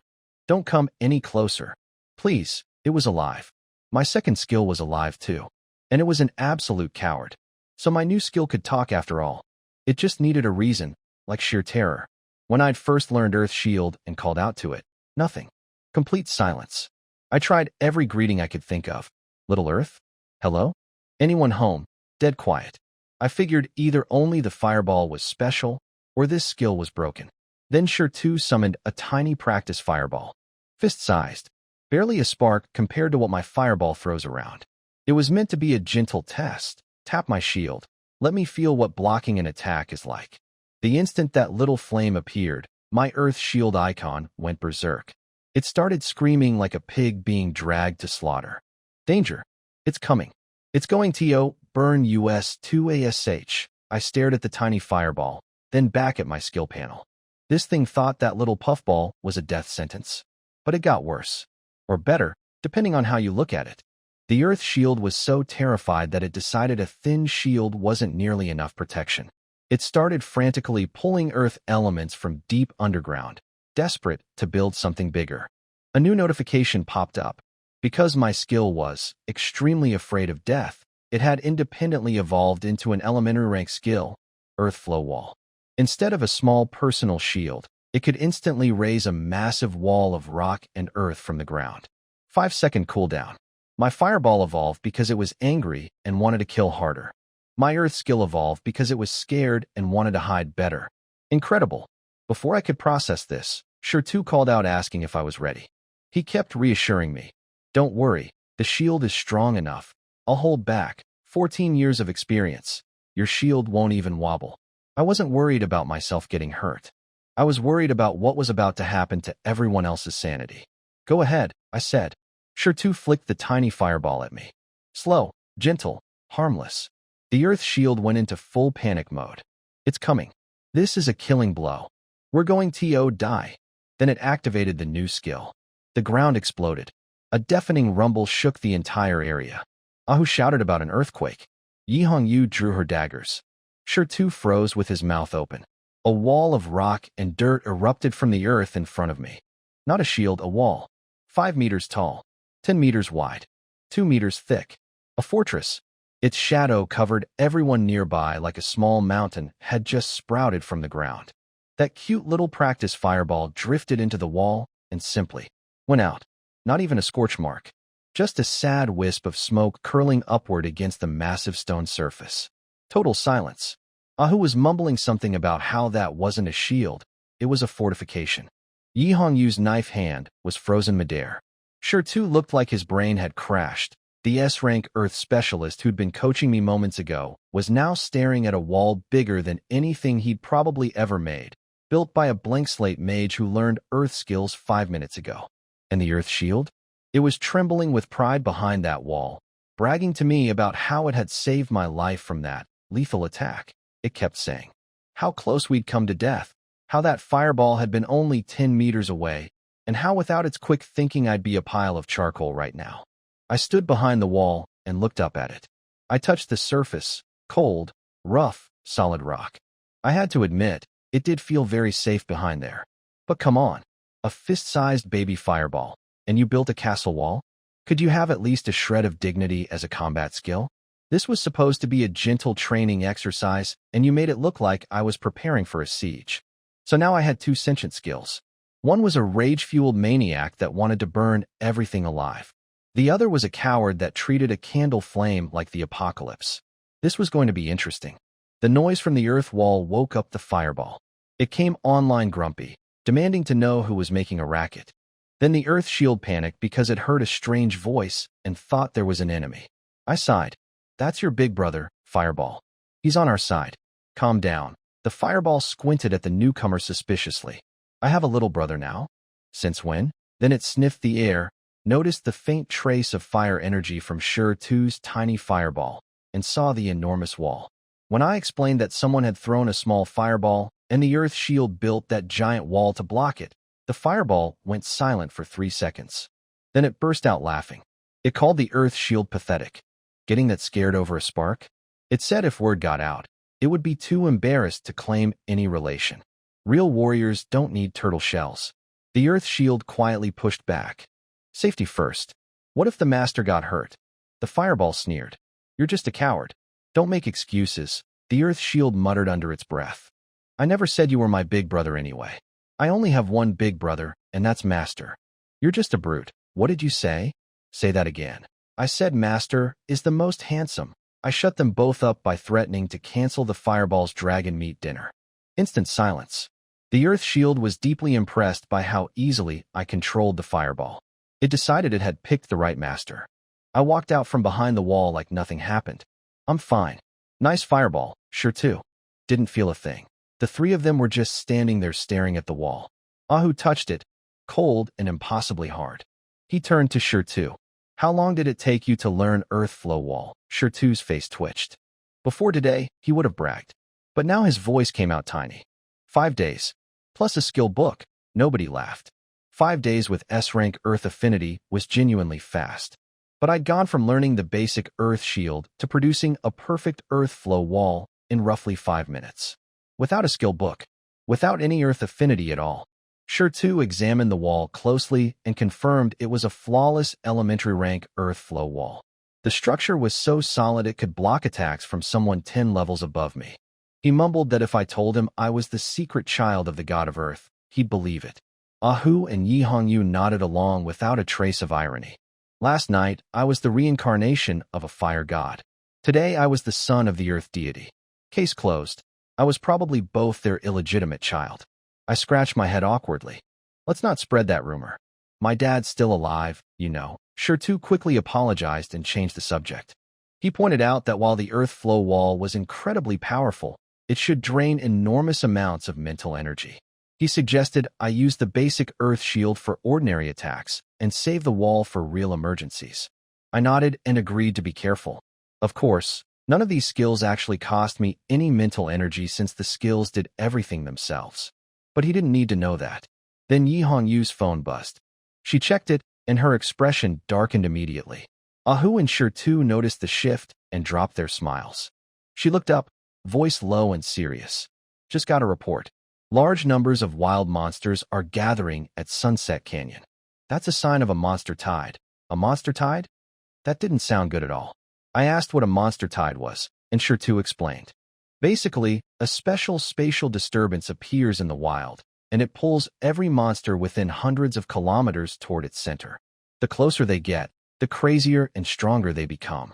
Eventually, a wild boss spawns at the center. The military locks down a 10-kilometer perimeter around it for safety. Dad called Yi Hongyu and ordered us to pack up and head to Sunset Canyon, where the monster tide was forming. And he wanted me to come along.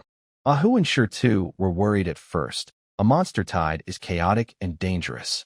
But Yi Hongyu pointed out the obvious. With the Special Forces squad, her, and my skills, the risk was minimal. And with monsters swarming in that kind of density, if they kept delivering near-dead monsters to me, I might hit level 15 in a single day. Normally, going from 10 to 12 in a day would be the absolute limit. My two skills immediately started arguing about it. The Earth Shield curled into a ball, begging me not to go. The fireball exploded with rage, calling it a coward and demanding we go so it could turn the whole canyon into a sea of fire. The Earth Shield meekly argued that my safety came first. The fireball told it to shut up. I told them both to be quiet before my brain melted. Looking at my team, Yi Hongyu, Ahu, Sure too, plus an entire Special Forces squad, I figured we'd be fine. I'll follow Yi Hongyu's lead, I said. Then I added, bring the bed too. Dead silence. Everyone was probably wondering whether I was a diligent genius who trains even in his sleep, or just a spoiled rich kid who can't function without luxury bedding. Yi Hongyu didn't even blink. No problem. We'd bring your whole house if you wanted. 2 hours later, our convoy rolled into the outskirts of Sunset Canyon. The sky had turned a creepy dark red. Military checkpoints were set up everywhere. As I stepped out of the car, someone called my name. Xia Qingwei was there. She'd been training in the canyon when the monster tide alert forced everyone out. I told her to stay safe. I didn't invite her to join us. We weren't that close, and she could find other places to train. She didn't seem bothered, but she leaned in and lowered her voice. Lin Mo, the Zhao family contacted me last night. Zhao Lei's people had offered her 3 million to throw the exam tomorrow. Let Zhao Yu take the top spot. Did you agree? I asked. She shook her head. I refused. Why? Not enough money? She wrinkled her nose in disgust. It's not about money. I can't stand that family's arrogance. Especially Zhao Yu, all ego, no real ability.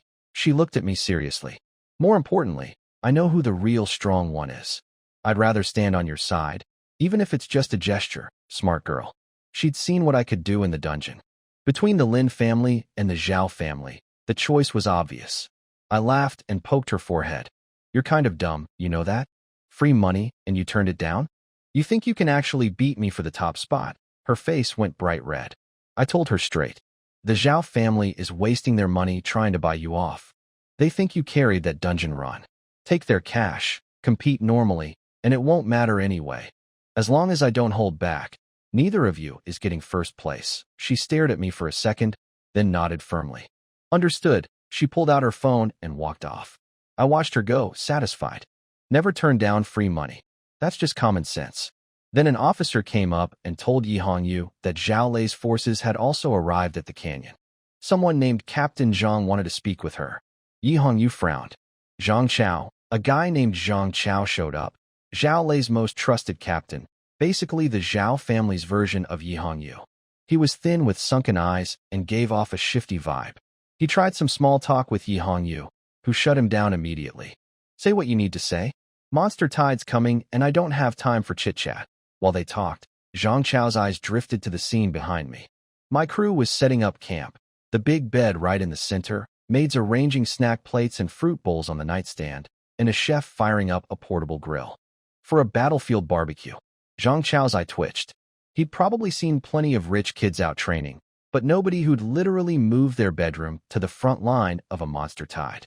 He made a snide comment about my impressive setup and how I was treating a life-or-death situation like a vacation. Inside, he was clearly thinking I was just a level-stuffed empty shell. High stats, but no real skills or combat experience. Yi Hongyu pulled out a knife and offered to sew his mouth shut. He backed off fast. His actual proposal was reasonable. Split the canyon down the middle. Zhao Yu's team takes the west side. Our side takes the east. No fighting over monsters, no drama. As for the wild boss that would eventually spawn at the center, whoever finds it first and lands the first hit gets to claim it. Standard, first strike, rules. Yi Hongyu checked with me. I shrugged. Sounded fair. Each side does their own thing. Boss goes to whoever earns it. Zhang Chao took one last look at my barbecue setup and the bed I was already walking toward, then left with a head shake. I could practically hear him thinking I was a waste of resources. Meanwhile, on the Zhao side, things were very different. Their camp was all business, hundreds of soldiers in formation, serious atmosphere. Zhao Yu got a phone call confirming that Xia Qingwei had accepted the 3 million and promised not to compete for the top spot at the exam. Good girl. She took my advice. Zhao Yu's teammates mocked her for it, acting noble at first, then taking the money. But Zhao Yu was more annoyed at his father for wasting money. He figured the abyssal dungeon we'd cleared must have been an easy one. How else could an A-rank water mage lead a team through it? He dismissed the whole thing. His buddies kept kissing up, bragging that Zhao Yu's multi-burst fireball could split into 5 copies already, and that nobody in the city could match his S-rank talent. They called the 3 million wasted on a dog. 5 fireballs. That's cute. Mine splits into 15. When Zhang Chao got back and reported what he'd seen at my camp, the bed, the maids, the barbecue, Zhao Yu's whole squad burst out laughing. They thought I was a joke, a pampered rich boy playing soldier. Zhao Yu was kinder about it. He said I might be able to squeeze into the city's top 10 at the exam just from level advantage alone. Then he got all wistful about how we used to be rivals before awakening. Back in school, our theory and combat scores were always neck and neck. But now he'd awakened S-rank fire affinity, and I was a blank slate mage. In his mind, we weren't even in the same world anymore. Treating me as competition would be an insult to his talent. He had no idea what was coming. I was half lying on my bed in the middle of a military camp, propped up on latex pillows, while a maid fed me freshly peeled crystal grapes that had been air-shipped in and chilled. I tipped her a few hundred-yuan bills, and she got very enthusiastic about future grape-peeling services. This was obscenely luxurious. Decadent, even. And I loved every second of it. The earth shield was shaking in my panel, begging me to go home because the monster tide was too scary. The fireball immediately shut it down. Food, drinks, pretty girls, and monsters to kill. This was paradise. Why would anyone leave? I told the earth shield to relax. These were all my people. A little monster swarm was nothing. Yi Hongyu walked over with Shirtu and Ahu to brief me. None of them batted an eye at me lounging around eating grapes. In their minds, my genius-level talent meant this relaxed attitude was just supreme confidence, not laziness. She pulled up an electronic map. Monsters from hundreds of kilometers around were converging on the canyon. First wave would be low-level stuff, levels 1 through 10. Then bigger things, level 25 raging giant bears, level 30 venomous flying serpents. The last to arrive would be level 35 to 40 storm hawks from the northern thundercloud peak, fast flyers with lightning attacks. The boss would spawn around the same time as those. Shirtu explained that killing monsters more than 10 levels above me would give diminishing experience returns. Plus, at that level gap, I probably couldn't even deal meaningful damage. The plan was simple. Early waves. They'd beat monsters to near death and toss them to me for the kill shot. Once the high-level flyers showed up, they'd just kill those outright to keep me safe. I agreed. Safety first. But the real prize was the boss. Headquarters estimated it would be somewhere between level 25 and 40. Even with experience reduction, solo killing a boss that's strong would give me massive experience, possibly pushing me to level 16 or 17. Most exam candidates were around level 10. A few hit 13 to 15. 16 would put me miles ahead of everyone. The tricky part was finding the boss first. Yi Hongyu explained that mages with elemental affinity could sense bosses matching their element. If it was an earth-type boss, Shirtu's S-rank earth affinity would detect it. If it was fire-type, Zhao Yu could sense it on their side. As a blank slate mage with no affinity, I should have been blind to all of this. But then I glanced at my skill panel. The fireball's nose was sharper than a bloodhound's when it came to fire energy. And the earth shield was so paranoid about danger that it could probably sense a boss approaching from a mile away just out of sheer terror. Maybe I wasn't as handicapped as they thought. A scout ran in reporting the first wave, wasteland wolves and sharp-toothed rabbits, 3 kilometers out. Yi Hongyu snapped into combat mode, sending Shirtu east and Ahu west while she stayed to guard me. Everyone scrambled. The fireball was practically vibrating with joy. Killing all night. Then more killing today plus gourmet food? It declared itself the luckiest skill in existence, and said becoming a forbidden spell was just around the corner. The earth shield was trembling in the corner, calling the fireball a lunatic. I decided to have some fun. Hey fireball, since you're so happy, how about calling me daddy again? Dead silence on the panel. I called you that yesterday. I have dignity. Oh, you have dignity? How about stir-fried potato strips for dinner tonight then? Haven't had those in a while. The earth shield perked up immediately. Yay, I love potatoes. 2 seconds of silence. Then, dripping with humiliation, daddy. On the other side of the canyon, Zhao Yu was apparently going hard. His scouts told me later that he was out there personally fighting wolves, splitting his multi-burst fireball into 5 copies, chugging mana potions between fights, sweating through his robes. His teammates kept praising his 5-split fireball like it was the greatest thing they'd ever seen. He'd sent someone to spy on me too. The report came back that I was lying in bed watching movies while a maid fed me fruit. The scout also mentioned a big dirt wall had appeared, blocking their view. Zhao Yu assumed Shirtu had built it as an overprotective safety measure. He laughed and called me a lost cause. Said he was embarrassed he'd ever considered me a rival. Then he went back to screaming about wanting more monsters to fight.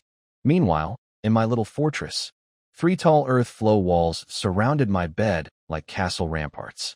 Inside, I was lying on my side sipping iced watermelon juice while a maid held up a tablet playing a comedy movie. Yi Hongyu stood on top of the wall like a sentinel, scanning for threats.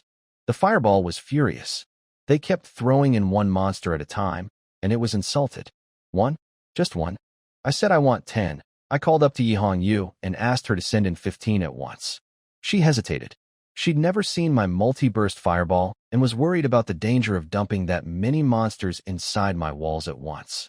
But I told her I'd take responsibility. She shouted the order. 15.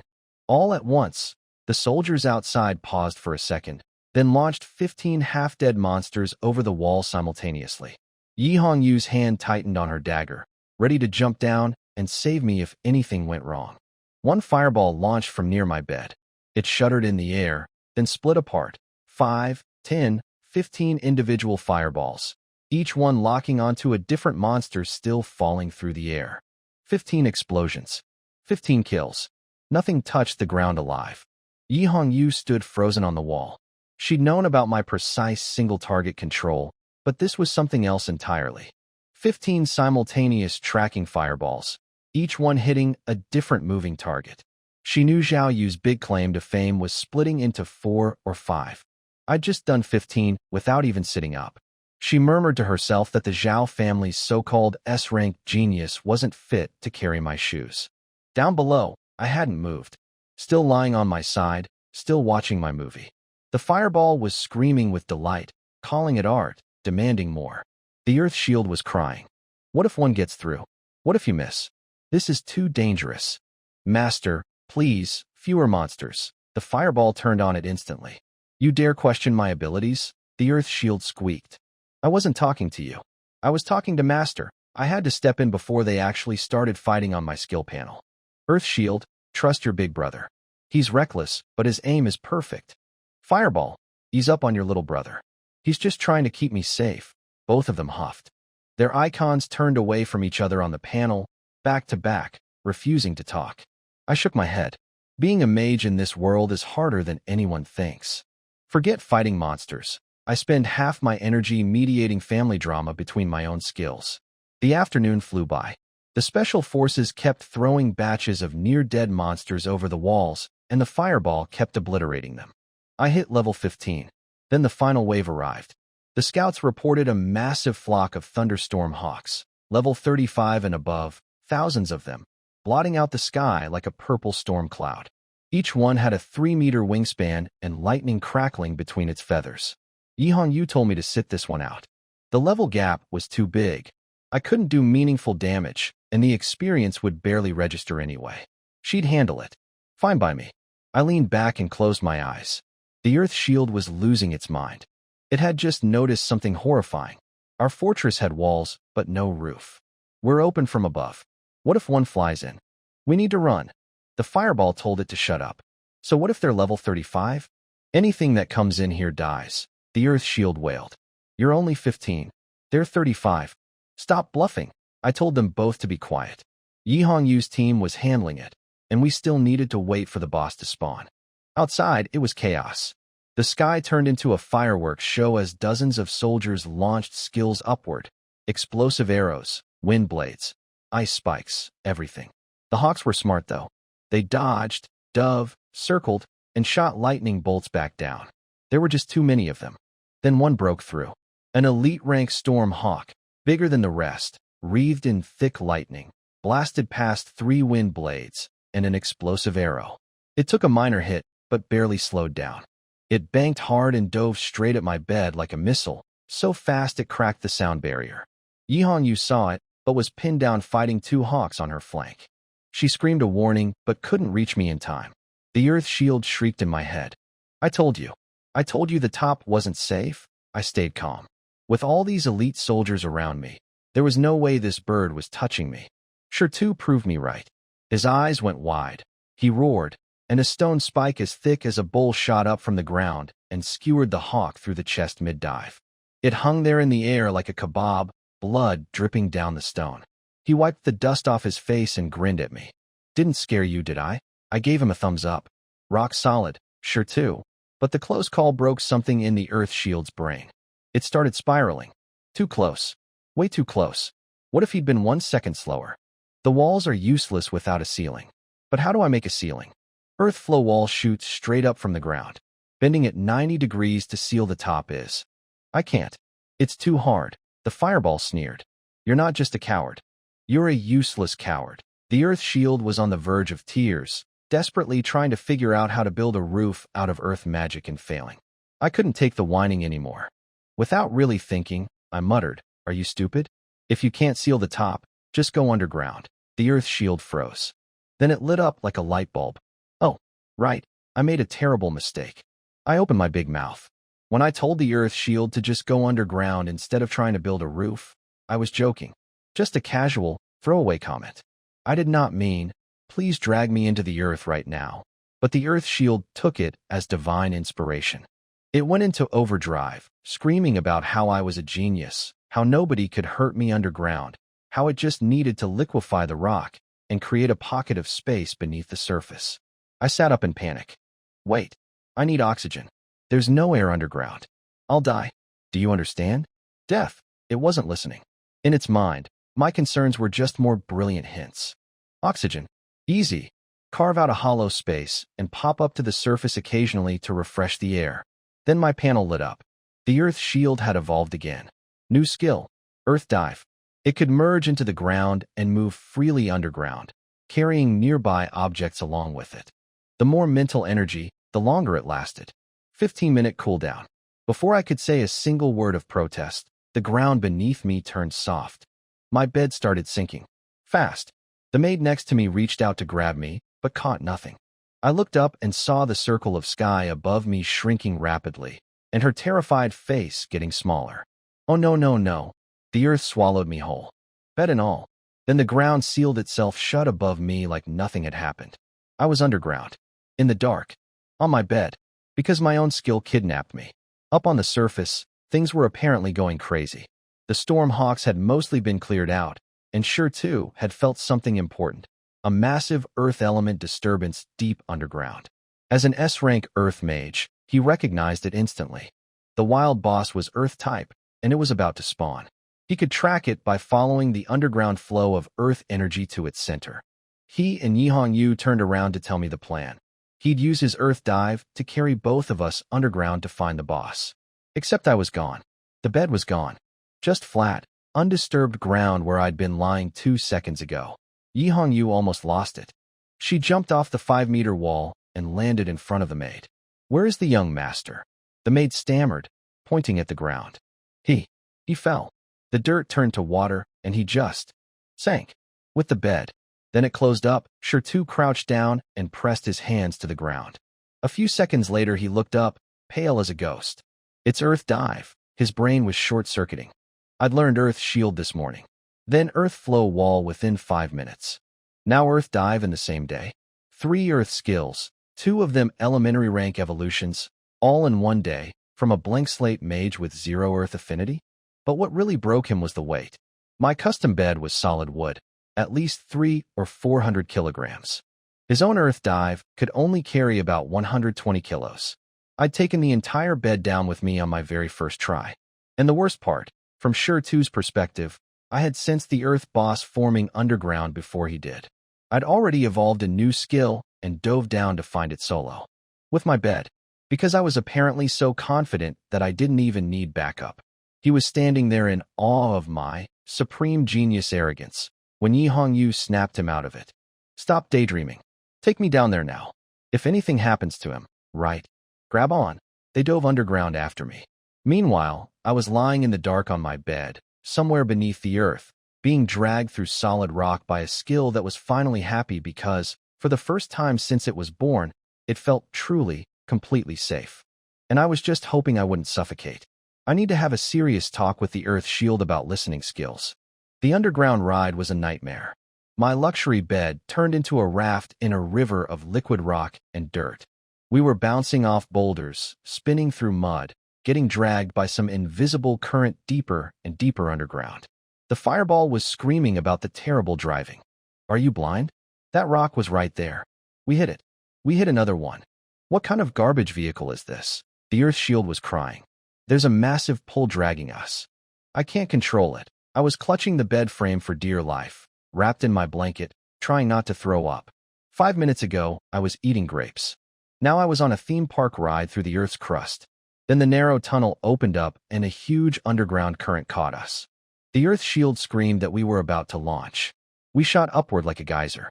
The ground above us exploded open and my bed flew 10 meters into the air before crashing back down.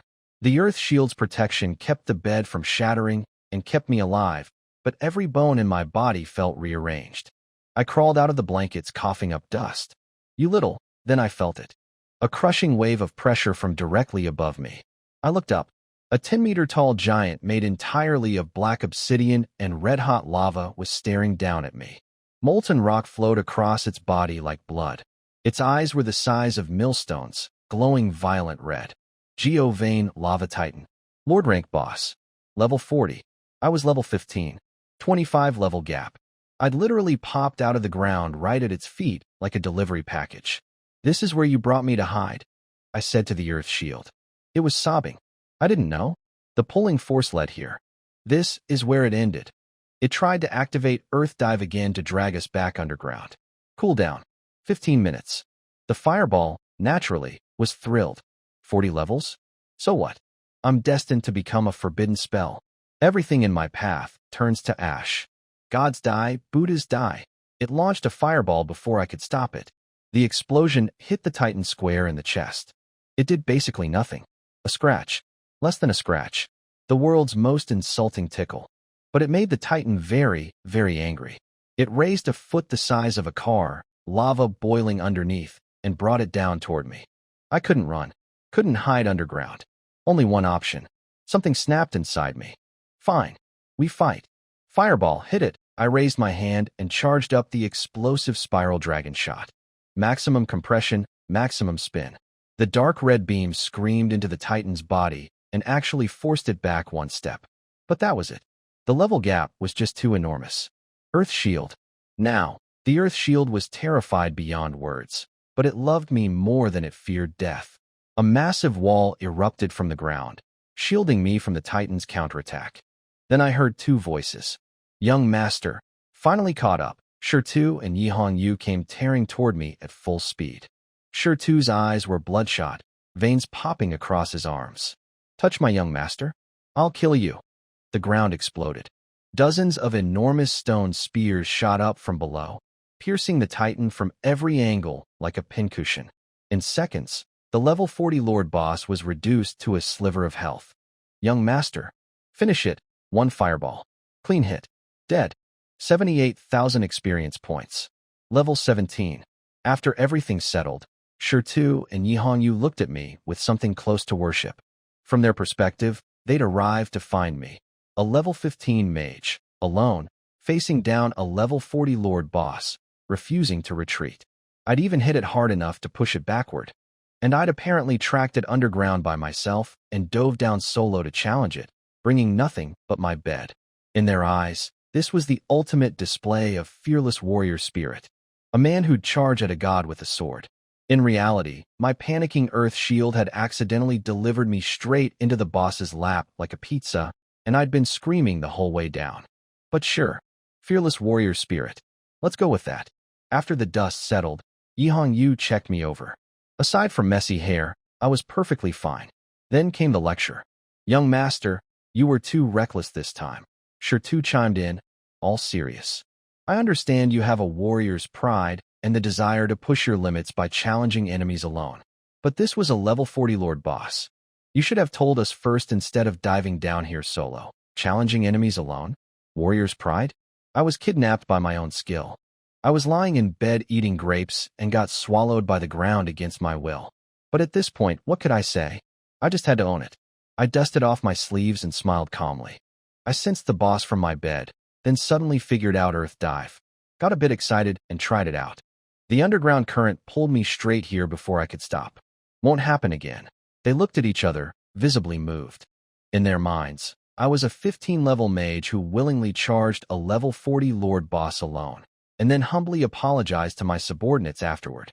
They were practically tearing up over my noble character. Inside my head, I was tearing into the earth shield. You almost got me killed. From now on, you do not go underground unless I specifically tell you to. One more stunt like that, and I'll have the fireball bake you into a ceramic tile. The fireball gleefully volunteered for tile-making duty. The earth shield was sobbing and swearing on everything it had that it would never dive without permission again. Just then, the ground nearby cracked open and two filthy figures crawled out. Zhao Yu and his earth mage escort, covered head to toe in dirt and mud. Zhao Yu spat out a mouthful of sand and looked around. His eyes landed on the pile of rubble behind us, the boss's remains. His face twisted. I grinned. Hey Zhao Yu, interesting look you've got going. Rough commute. He stared at the dead boss, barely containing his rage. A 40-level lord boss worth massive experience, and we'd already taken it. He muttered something about me being nothing but a super minion, with inflated levels but no real combat skills, only capable of leveling up because my family spoon-fed me kills. Then he stormed off without another word. Shirtu spat on the ground after him. Sir Loser, blaming the boss for being the wrong element? Even if it had been fire type, our young master would have beaten him to it. Yi Hongyu agreed coldly. That boy is too petty. He'll never amount to much. Then both my skills started acting up at the same time. The fireball was sniffing the air excitedly, talking about a delicious smell, the scent of getting stronger. The earth shield was swooning too, murmuring about warm earth energy. Both reacting at once. That was new. I looked toward the boss's remains. Something good dropped. Let's check. We walked over and found a glowing object radiating red and golden light. Shirtu took one look and nearly collapsed. A chaos lava heart. Yi Hongyu lost her composure too. A dual-element treasure, fire and earth. If I'm not wrong, this is the first one found in the entire country this year. Shirtu was shaking. The luck on this. Yi Hongyu smacked the back of his head. Watch your mouth. I'm the dog. If I had this kind of luck, I'd happily be a dog. I picked up the drop and checked its info. Chaos Lava Heart, legendary rank. Contains the purest essence of both fire and earth elements. An extremely rare dual-attribute treasure. Shirtu, what's this actually used for? I asked. He slapped his thigh so hard I thought it'd bruise. Young master, this isn't just useful, it's priceless. This is what you use to learn combination skills. I blinked. Combination skills? Shirtu explained what combination skills were. Fusing two different elements together to create a super skill with both properties. Only the absolute top fighters in the world could pull it off, and you needed high-rank affinity in two elements, which almost nobody had. Only rare hidden classes like Thunderflame mages with dual S-rank affinities even qualified to attempt it. But the key ingredient was a material like the one I'd just picked up. Without it, learning a combination skill was impossible. And this particular item, a dual fire and earth treasure, was the first one found in the entire country this year. If it hit the market, every top fighter in the nation would be fighting over it. Shirtu also mentioned that the lava giant beast heart they were giving the city exam champion was a single-element version of this kind of material. Mine was rarer because it had two elements. Both my skills started throwing tantrums. The fireball refused to cooperate with, that coward, on any combined technique. The earth shield said it wanted nothing to do with, that brute, either. I ignored them both. They were my skills. They didn't get a vote. Shirtu kept going, warning me that even with the material, success rate was low. He said I should wait until I was much higher level with deep understanding of both elements before using it. Crack. He stopped mid-sentence. Both he and Yi Hongyu turned to stare at my hands. I'd already crushed it. The red and golden energy was flowing through my fingers and into my body. Oops. Fingers moved too fast. Shirtu looked like he was having a heart attack. This was a priceless, one-of-a-kind national treasure, and I'd just used it at level 17, like popping a piece of candy. But inside my skill panel, things were already happening. The Chaos Lava Heart had shoved the fireball and the earth shield into the same room and forced them to work together. The fireball was screaming about sand everywhere. The earth shield was shrieking that it was too hot. They fought and argued and ground against each other. Then the notification came. I'd successfully learned a fire-earth combination skill, lava war armor. It coated my entire body in molten core lava, forming an indestructible suit of armor. All stats massively boosted. Every physical attack would carry bonus fire damage. 5-minute duration, 1-hour cooldown. Normal people struggle with combination skills because balancing two opposing elements requires incredible precision. But my skills had their own brains. The Chaos Lava Heart locked them together, and they automatically found the perfect fusion point through sheer instinct. No effort needed from me at all. Both skills were protesting the result. The Fireball was horrified at wearing ugly armor and said only cowards were protection.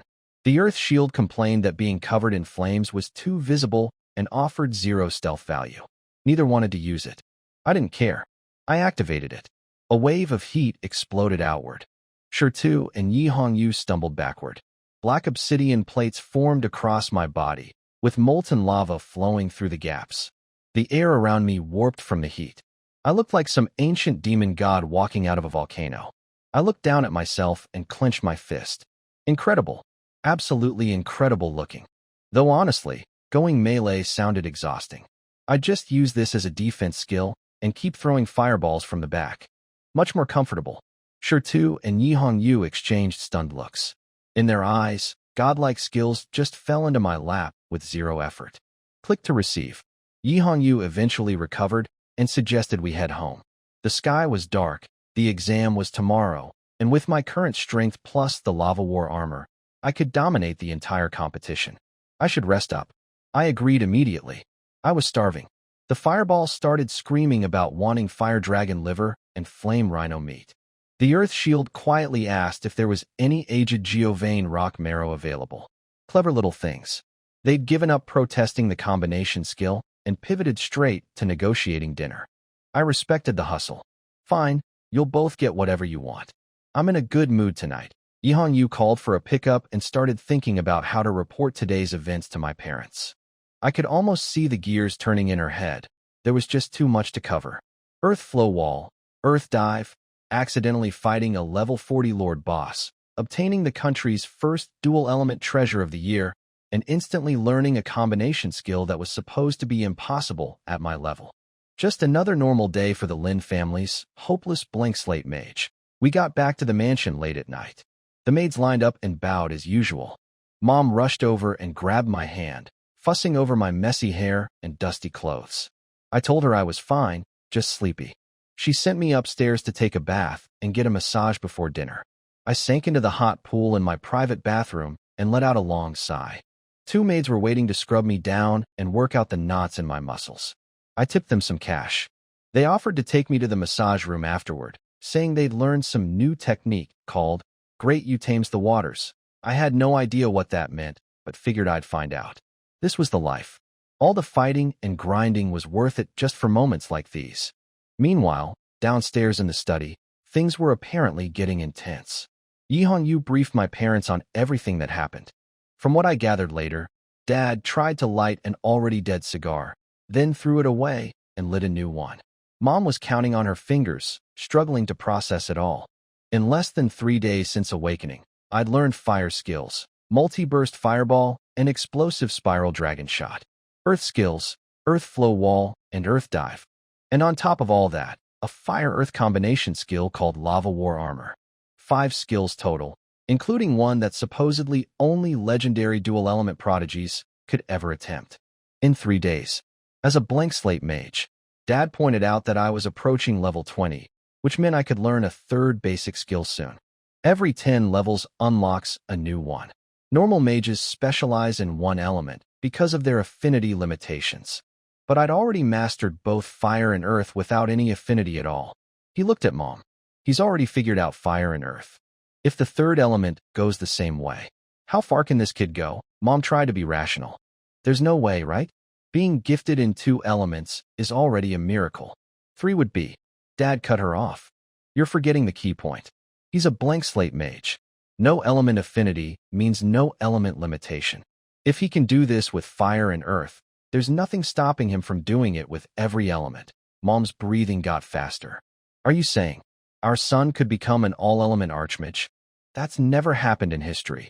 Yihong Yu was standing there listening, and even she was getting chills.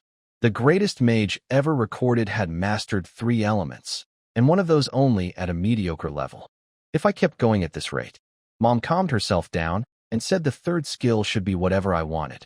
With my kind of talent, they shouldn't try to control my choices, just support me. Dad agreed. Then Mom stood up and told Yihong Yu to call me down for dinner. I'd been running around all day and must be starving. She was right about that. After the bath and massage, food was the only thing on my mind. Well, mine and 2 very hungry skills arguing in my head about what was for dinner. Dinner was incredible. The table was loaded with top-tier food, and I was devouring everything in sight. The fireball was in heaven, and even the earth shield was happily munching along through me, sighing about the taste of the earth. Mom kept telling me to slow down. After I'd stuffed myself, Dad brought up the topic of my 3rd basic skill. Level 20 was coming up fast, and that meant a new slot. I'd been thinking about this. From all the novels I'd read in my past life, the top of the mage hierarchy was always light and dark. If I could learn one of those and maybe create another combination skill. Can I learn light or dark? I asked. Mom and Dad exchanged an uncomfortable look. Mom explained first. Light and dark were the strongest elements, but they were insanely dangerous. The skill books were controlled by the national government and never sold publicly. But more importantly, without the matching affinity, these elements could kill you. Dad spelled it out. With normal elements, no affinity just means weaker skills or failed learning. But light element without holy light affinity? Your body explodes the instant it enters you. Dark element without dark affinity? Your mind shatters, and you become a mindless killing machine. He said maybe after level 100, when my body was strong enough to resist the elemental invasion, I could try. But right now? Absolutely not. A chill ran down my spine. I wanted to get stronger, not get dead. Okay, forget I asked, I said quickly. Mom relaxed and suggested lightning instead. It was the next rarest element after light and dark, with explosive power and incredible speed. The skill books were expensive, but money was never our problem. Lightning? I love that idea. Who doesn't dream of controlling thunder and lightning? The fireball immediately started trash-talking. It called fire the undisputed king of all elements and said lightning was just noise that belonged at the kids' table. It ranted about how a flash that disappears in an instant couldn't compare to eternal flames. I threatened to cancel its fire dragon liver. Instant silence. Mom, I'll go with lightning. It's cool enough. She smiled and said she'd have the skill book delivered to my room tonight. Then I casually asked if we had any fire and earth skill books lying around, intermediate or advanced level. I was curious what would happen if I fed skill books to my sentient skills. Would they learn from them? Evolve faster? Mom said we had plenty and would send them up too. I headed upstairs to rest before tomorrow's big exam. After I left, my parents apparently had another conversation. Mom brought up something called the Dragon Sequence class at Tianlong Academy, the most elite program in the most elite school in the country. It only accepted students with SS rank talent or above, and even that was just the minimum threshold. Their performance at the exam had to be exceptional too. Dad hesitated. He said their city had only produced 1 S-rank talent this year, Zhao Yu, and the Dragon Sequence class required SS rank minimum. Mom cut him off sharply. Who's talking about Zhao Yu? That kid? You think I'd make special arrangements for him? I'm talking about our son. Are you telling me his talent is less than SS rank? Are you blind? Dad shrank in his seat. No, of course not. I just worry the recruiter might not appreciate what he's seeing. Mom's eyes narrowed. My son is getting into that class. Call your old classmate who works as their recruiter. Drag him here if you have to. Yes, dear. I'll call right away. Back in my room, the floor was covered with expensive skill books, fire and earth types, all grades. I sat cross-legged in the middle, excited to try something. I picked up a mid-tier fire skill book called Blazing Fire Pillar. $50,000 worth. Great skill, shoots high-pressure fire columns from the ground. Combined with earth flow wall to trap enemies, I could basically cook monsters like clay pot chicken. Learn. The book dissolved into red light and entered my body. The fireball, which had been napping, saw the incoming energy and completely lost control. It pounced on the light like a starving wolf and devoured it whole. Learning failed. Instead of getting a new skill, all my existing fire skills got a huge proficiency boost. I stared at the notification. A $50,000 skill book, and all it did was level up my existing skills. In this world, skill proficiency is a brutal grind. Normal people need thousands of repetitions to gain a single level. Most people at my stage have skills around level 5. Getting to 10 makes you a hardcore grinder. But my skills had just jumped way up from eating one book. The proficiency boost was nice, sure, but I wanted to learn the actual new skill. You ate a $50,000 book just for some proficiency points, I yelled. The fireball burped innocently. It smelled too good. I couldn't help it. I threatened to cut off all its food permanently. It panicked and called me daddy again, begging for another chance. I grabbed the next book, Flame Ring. If you eat this one, you're never getting meat again. The fireball was physically trembling, trying to restrain itself. Its eyes were going bloodshot. It lasted exactly 3 seconds before its territorial instinct kicked in, and it swallowed that one too. Learning failed again. More proficiency. All fire skills jumped even higher. I was furious. The fireball was practically crying, saying it truly couldn't control itself. It was pure instinct. That's when the earth shield jumped in to be a snitch. Master, it's doing it on purpose. It doesn't respect you at all. I would never do something like that. I'm a good skill. I decided to test that claim. All right, you're so obedient? Here's an Earth Spike skill book. Learn it properly. Show your big brother how it's done. The Earth Shield puffed up with confidence. No problem, Master. The fireball watched nervously. If the Earth Shield could actually learn new skills, then it would look terrible by comparison, and there goes the dragon liver forever. I activated the book. Brown light entered my body. The Earth Shield lasted exactly 0 seconds. The instant it felt another Earth element presence trying to establish itself in its territory, every bit of restraint evaporated. It devoured the Earth Spike skill whole. Learning failed. Earth skill proficiency shot up across the board. Dead silence. Then the fireball burst into hysterical laughter.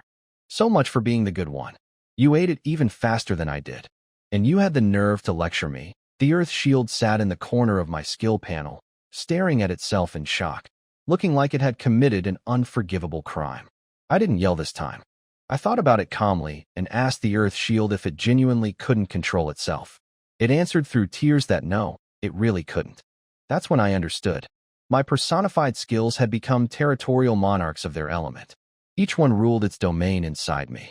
Any same element skill book was seen as an invader trying to establish a rival kingdom, and their instinct to devour it was completely involuntary.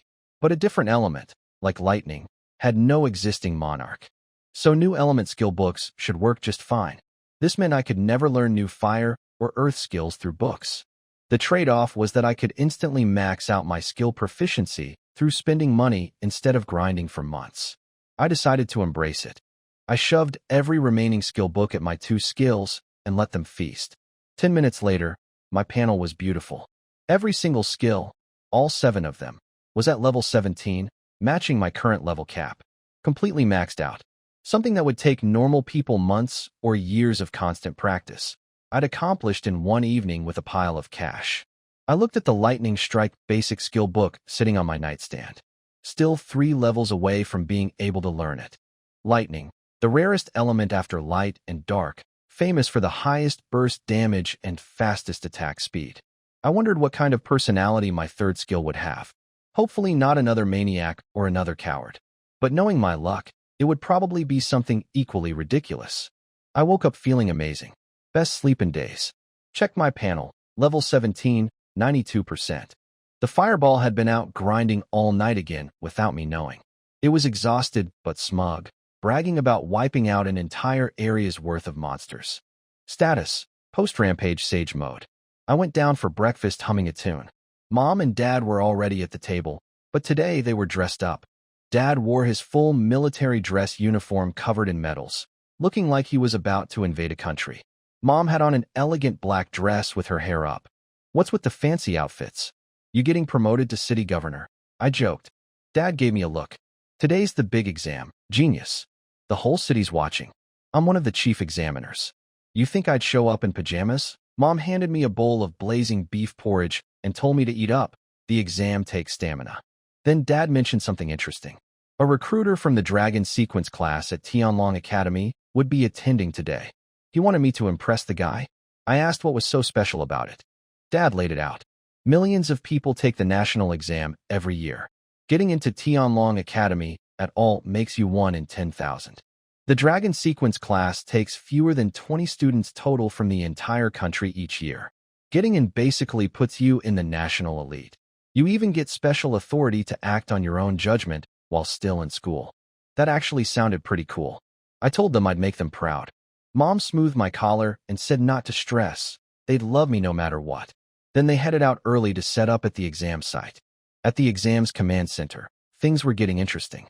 Dad's old college classmate Su Wenchong, the Dragon Sequence recruiter, was already there, looking skeptical. You dragged me all the way from the capital. If this turns out to be nothing, I'm never forgiving you, Su Wenchong said. Dad just smiled mysteriously. When have I ever let you down? My son is the real deal. If your Dragon Sequence class passes on him, it's the biggest mistake of your career. A loss for the entire nation. Don't give me that patriotic speech. Then Zhao Lei showed up and spotted Su Wenchong. His eyes lit up. He assumed the recruiter had come specifically because of his S-rank son Zhao Yu. He didn't realize Dad had invited him. When Zhao Lei found out Dad was the one who'd brought the recruiter, he burst out laughing. He accused Dad of trying to pull strings or cheat somehow. Because what could a blank slate mage possibly show a Dragon Sequence recruiter? Dad didn't even look up from his tea. Your problem, Zhao Lei, is that you've always thought small. That's why you could never catch up to me. And your son won't catch up to mine either. Zhao Lei's face went dark, but he recovered quickly. He turned to Su Wenchong and started bragging about Zhao Yu's S-rank fire affinity, his intense training, his polished skills. Su Wenchong gave a polite, non-committal smile. S-rank fire mage, not bad. But the Dragon Sequence class looks at everything. Let's just watch and see. Zhao Lei leaned back in his seat, secretly thrilled. In his mind, Dad had accidentally done him a huge favor by bringing the recruiter here. His blank slate son would embarrass himself, and Zhao Yu would shine on the biggest stage possible. He grabbed his phone and texted Zhao Yu. Son, perform your best. The Dragon Sequence class recruiter is watching. I pulled up to the exam venue in a black military limousine. Yi Hongyu opened my door, and I stepped out with a yawn. People immediately started whispering. That's the Lin family's son, the blank slate one. She pointed me toward the combat-type exam area and wished me luck. I headed for the VIP security line, which was completely empty. Nice. The male security guy asked for my exam pass. When he read my name, both he and his female colleague perked up. She started gushing about how I was even more handsome than my photo. Then they both used inspection on me. The guy couldn't hold back a curse. 17. Apparently, 15 was already impressive for past exams, and Zhao Yu at 16 had already shocked them earlier today. I was a full level above him.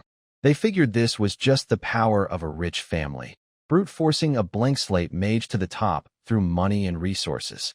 Which, to be fair, wasn't entirely wrong. The guy directed me through a standard security scanner, just a blue light beam that checks for illegal items and makes sure your gear doesn't exceed bronze rank. The instant that light touched me, the earth shield freaked out. A full spherical barrier materialized around me, blocking everything. The two security workers stared. It was just a scanner. A routine check. I stood inside the bubble, hand on my forehead, deeply embarrassed. Sorry about that, I said, dismissing the shield. Been training pretty hard lately. Nerves are a bit jumpy. Reflexes, you know. I mentally scolded the earth shield. Can you please not panic over every little thing? I'm going to die of embarrassment before any monster gets me. It whimpered that it was just trying to protect me. I gave up arguing. I cleared security and walked through to a massive outdoor plaza packed with exam candidates standing in groups. The moment I appeared, heads turned. Then Zhao Yu walked over with his entourage, crowd parting for him like he was royalty. 17, huh? Pretty high level, he said with a thin smile. I turned around. Oh hey Zhao Yu. What do you want? He told me there'd be no one inside the exam to protect me. No Dad's soldiers, no safety net. He suggested I consider dropping out. A blank slate mage had no business being here anyway. I kept my expression flat. Thanks for the concern. But I'd worry about yourself if I were you. If I bomb, that's expected. I'm a blank slate mage. But you're an S-rank genius. If you don't get a great result, where does that leave your dad's face? His fake smile froze. He opened his mouth, but nothing came out. The logic was bulletproof, and he knew it. I walked away with my hands in my pockets, heading for a quiet corner of the rest area. His lackeys rushed to comfort him, calling me nothing but an empty shell with inflated levels. They said he was destined for Tianlong Academy, while I'd be stuck in this city forever. Then Zhao Yu dropped what he thought was a bombshell. He told his followers that the Dragon Sequence class recruiter was here today, specifically for him. His groupies started falling over themselves praising him, begging him to remember them when he made it big. He had no idea that recruiter was actually there, because my mom had forced my dad to drag him over, and that everything Zhao Yu was counting on was about to go sideways.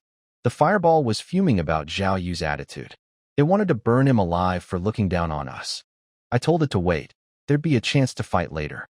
The Earth Shield immediately suggested we skip any PvP rounds. The fireball screamed at it for being a coward. I had to break up the fight again. A booming voice silenced the entire plaza.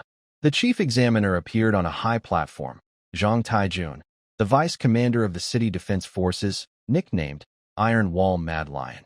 He gave a short, harsh speech about how this was a battlefield, not a playground.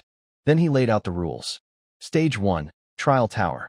Massive black towers rose from the ground, each 30 floors tall. Every floor spawns different monsters. Clear a floor, earn 100 points. Rankings go by total points first, then speed for tiebreakers. Only the top 200 out of tens of thousands of candidates would advance to Stage 2. Stage 2. The top 200 get teleported into a place called Mist Wasteland. A high-level wind mage creates a shrinking storm circle from outside. Touch it, and you're shredded. Kill regular monsters for 10 points, elite monsters for 20. But the fastest way to earn points? Beat other candidates and steal all their accumulated points. Everyone gasped at that part. You could grind monsters all day, but one loss at the end means everything you earned goes to your opponent. He assured us nobody would actually die.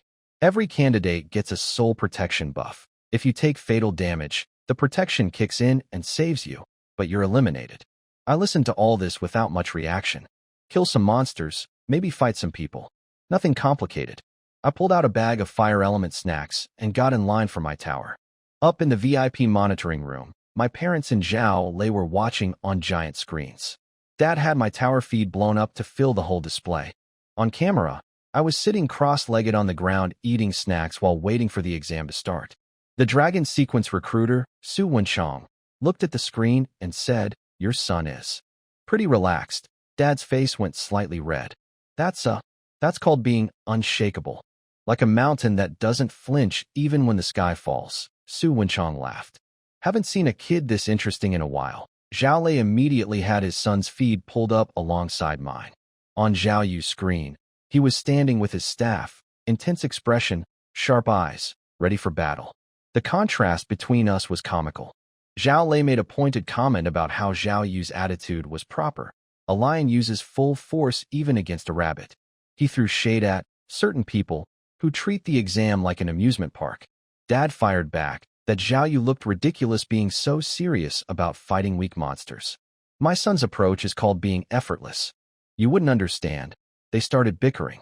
Su Wenchong stepped in to calm them down, diplomatically calling us both impressive in different ways. Me, the relaxed genius. Zhao Yu, the disciplined honor student. But I noticed from the replay later that Su Wenchong's eyes kept drifting back to my screen. Apparently, in all his years recruiting for the most elite program in the country, he'd never seen anyone this chill before an exam. He was curious whether it was stupidity or something else entirely. The trial tower's first floor was a huge metal hall, about 1,000 square meters. A broadcast announced that monsters would arrive through a teleportation circle in 60 seconds. Basic supply crates with health and mana potions were available on the right side. The fireball was bouncing around like a maniac, cackling about turning the place into a hellscape. I told it to stop acting like a villain. The Earth Shield quietly suggested it should be more calm and dignified, like itself. The fireball shot back. Calm like you? So you can drag us underground again. The Earth Shield puffed up, insisting that was an accident. The countdown hit 0. 5 green-skinned goblins with rusty iron clubs stumbled out of the portal. Level 5. Seriously? Level 5 goblins. For someone at level 17, this was like swatting flies. Go ahead, little fireball. Send them off. The fireball charged up with a terrifying laugh. At last, crumbled to ash in the flames of boom. A massive earth wall erupted from the ground right in front of me. It blocked the fireball's path completely. My own attack slammed into my own wall and exploded harmlessly. The 5 goblins stood there looking confused. What was that human doing? Was this some kind of strategy? Behind the wall, my eye was twitching violently. The fireball lost its mind. Are you insane? I just delivered my whole crumble to ash speech, and you block me? Do you have any idea how embarrassing that is? The earth shield squeaked from behind its corner of the skill panel. I was just worried those monsters might hurt Master. Hurt him? Those 5-level trash. Are you questioning my power? Safety first. And look, my wall blocked even your fireball. So that means I'm pretty strong, right? I will end you. I slapped my own forehead. My blood pressure was spiking. This is being broadcast to the entire city. Can you two please not humiliate me on live television? I took a deep breath and talked the earth shield through it. Its heart was in the right place, but 5-level goblins were not a threat. And if it absolutely had to use earth flow wall, at least wait until after the fireball had already launched. Coordination. Teamwork. Basic stuff. The earth shield hung its head in shame. The fireball strutted around gloating until I told it to shut up and actually kill the goblins. I dissolved the wall back into the ground. The goblins had finally worked up the courage to charge at me, screaming and waving their clubs. One fireball. It split into 15. 15 tracking projectiles for 5 goblins. Massive overkill. The entire area became a sea of fire in an instant. All 5 were vaporized before they could take another step. Up in the VIP room, things apparently got very interesting. Zhao Lei slapped his thigh and started bragging to the recruiter about how Zhao Yu had also learned multi-burst fireball and could split it into 5 copies with perfect accuracy. He called it the ceiling of talent for this year's candidates. But Su Wenchang wasn't looking at Zhao Yu's screen. Shut up, he said. Then he ordered the technicians to rewind my footage 10 seconds and play it back at 1/10 speed. Zhao Lei went quiet, confused. He'd been so focused on his son's screen that he'd missed what happened on mine. On the slow-motion replay, everyone in the room watched my fireball tremble in the air, then split apart. 1, 2, 5, 10, 15. Zhao Lei shot up from the sofa. 15? That's impossible. I blasted through the first wave without breaking a sweat. 15 fireballs for 5 goblins. Total overkill, but the fireball wanted to make a statement. What I didn't know was the chaos happening in the VIP monitoring room upstairs. Apparently, Zhao Lei had just finished bragging about how his son splitting 5 fireballs was the ceiling of talent for this year's exam. Then Su Wenchang, the dragon sequence recruiter, told everyone to shut up and ordered a slow-motion replay of my footage. When they watched my fireball split into 15 on the big screen, Zhao Lei literally jumped off the sofa. He immediately accused my dad of cheating. He said Dad must have snuck me a skill scroll, some kind of cheat item. He demanded the security workers who checked me be brought in for interrogation. The 2 poor workers from the entrance were dragged into the VIP room, looking terrified. Zhao Lei interrogated them like a military tribunal. Had they been bribed? Threatened? Were they covering for the Lin family? They swore on their lives that the check was completely clean. No scrolls, no illegal items, no violations. Then the male worker remembered something. Actually, there was one incident. When our scanner beam turned on, Lin Mo instantly deployed an earth shield that blocked the light before it even touched him. It happened faster than the machine. He dismissed it after we explained what it was. Zhao Lei tried to use this against me somehow, arguing that a student who just awakened days ago couldn't possibly react faster than a machine. But the worker pulled up the security footage on a tablet. Zhao Lei grabbed it, watched it, and his face went completely still. No cheating, no scrolls, no illegal gear. Just pure reflex. My earth shield activating on instinct faster than detection equipment. The footage proved everything. The room went dead quiet. Su Wenchang waved the workers away and turned to my dad, genuinely impressed.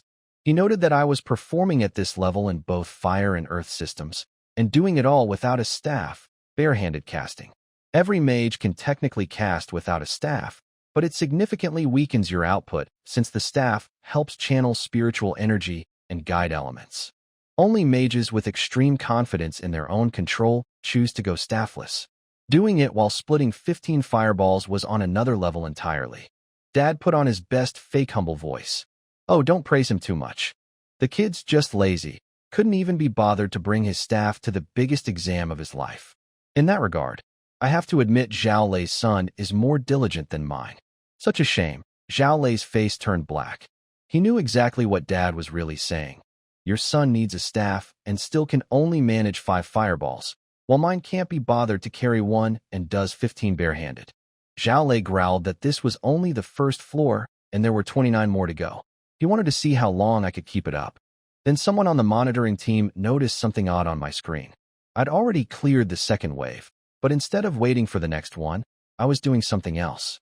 Is he building a wall? After clearing the second wave, I had an idea. Why chase monsters around when I could just trap them at the source? I had the Earth Shield build 6 walls around the teleportation circle where the monsters spawn.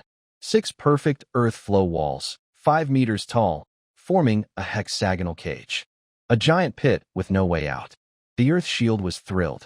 Finally, a job it could feel good about. Construction work instead of panicking. I praised it and explained the concept. This isn't just about safety. It's about teamwork. You trap them, your big brother blows them up. That's coordination. It lit up with happiness. The fireball, naturally, was unimpressed. It called the whole setup a pig pen and complained that real warriors fight face to face. I explained the logic. Without this, you'd waste time aiming at scattered targets. Now they're all bunched together in one spot. Just dump fire into the hole. It's efficient. It's smart. Have some vision. The fireball grudgingly accepted. As long as things exploded satisfyingly, it didn't really care how. The countdown hit 0. 10 goblin warriors materialized inside the cage. Bigger, meaner, carrying spiked clubs. They stepped out of the portal ready for blood. Then they looked around. Walls on every side. No exit. No enemy in sight. Just a deep pit with open sky above them. From what I imagined, they must have been confused. They'd probably spent their lives trapped in some dungeon, dreaming of freedom and revenge. Finally summoned to a battlefield, and it was just another cell. Then the sky above them turned red. 15 fireballs rained straight down into the pit. The explosions were contained by the walls, with nowhere for the energy to escape. The shockwaves bounced and multiplied inside the enclosed space. Every molecule of air ignited. 3 seconds. All 10 gone. The broadcast announced my clear time. 3 seconds for floor 2. The fireball licked its lips, disappointed it was over so fast. The Earth Shield puffed up proudly and told the fireball they made a great team. I'm the one holding the bowl. You're the one eating the rice. We need each other. The fireballs I twitched. That's the stupidest metaphor I've ever heard. But then it added quietly.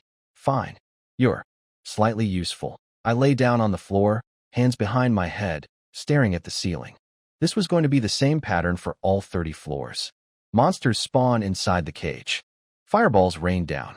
Everything dies. Repeat. This wasn't an exam. This was an extermination assembly line. Up in the VIP room, everyone was apparently staring at the screen in total silence, watching me lie on the ground relaxing next to a smoking hexagonal death pit. I didn't know what was happening in the VIP room, but apparently my little hexagonal death pit was making quite an impression. Su Wenchong, the dragon sequence recruiter, had never seen anything like it in all his years. He'd watched students fight through trial towers using every strategy imaginable. Kiting, burst damage, summon tanks. But nobody had ever walled off the spawn point and dropped fireballs into it like filling a well with explosives. He kept replaying the footage in slow motion. What really got him wasn't just the walls or the firepower. It was that I never once looked inside the pit. Every fireball found its target through the walls, without any line of sight. He called it absolute perception and said he'd never encountered it before. Dad was trying very hard not to grin. Mom jumped in with her usual move, humble bragging. Oh, he's not really a genius. He's just lazy. He thought chasing monsters was too tiring, so he came up with this shortcut to save energy. Dad added that I'd been like this since birth. If I could lie down, I'd never sit. Zhao Lei was dying inside. He'd finally realized the truth about the abyssal dungeon. It had nothing to do with Xia Qinghua. I was the one who'd carried that entire run. He'd wasted 3 million buying off the wrong person. Su Wenchong checked the data. My second floor clear time was 3 seconds. He asked what the all-time record was for the trial tower. Dad said it was 27 floors in 20 minutes, set 5 years ago. Su Wenchong murmured that at my pace, I wouldn't just break the floor record. I'd shatter every single per-floor speed record too.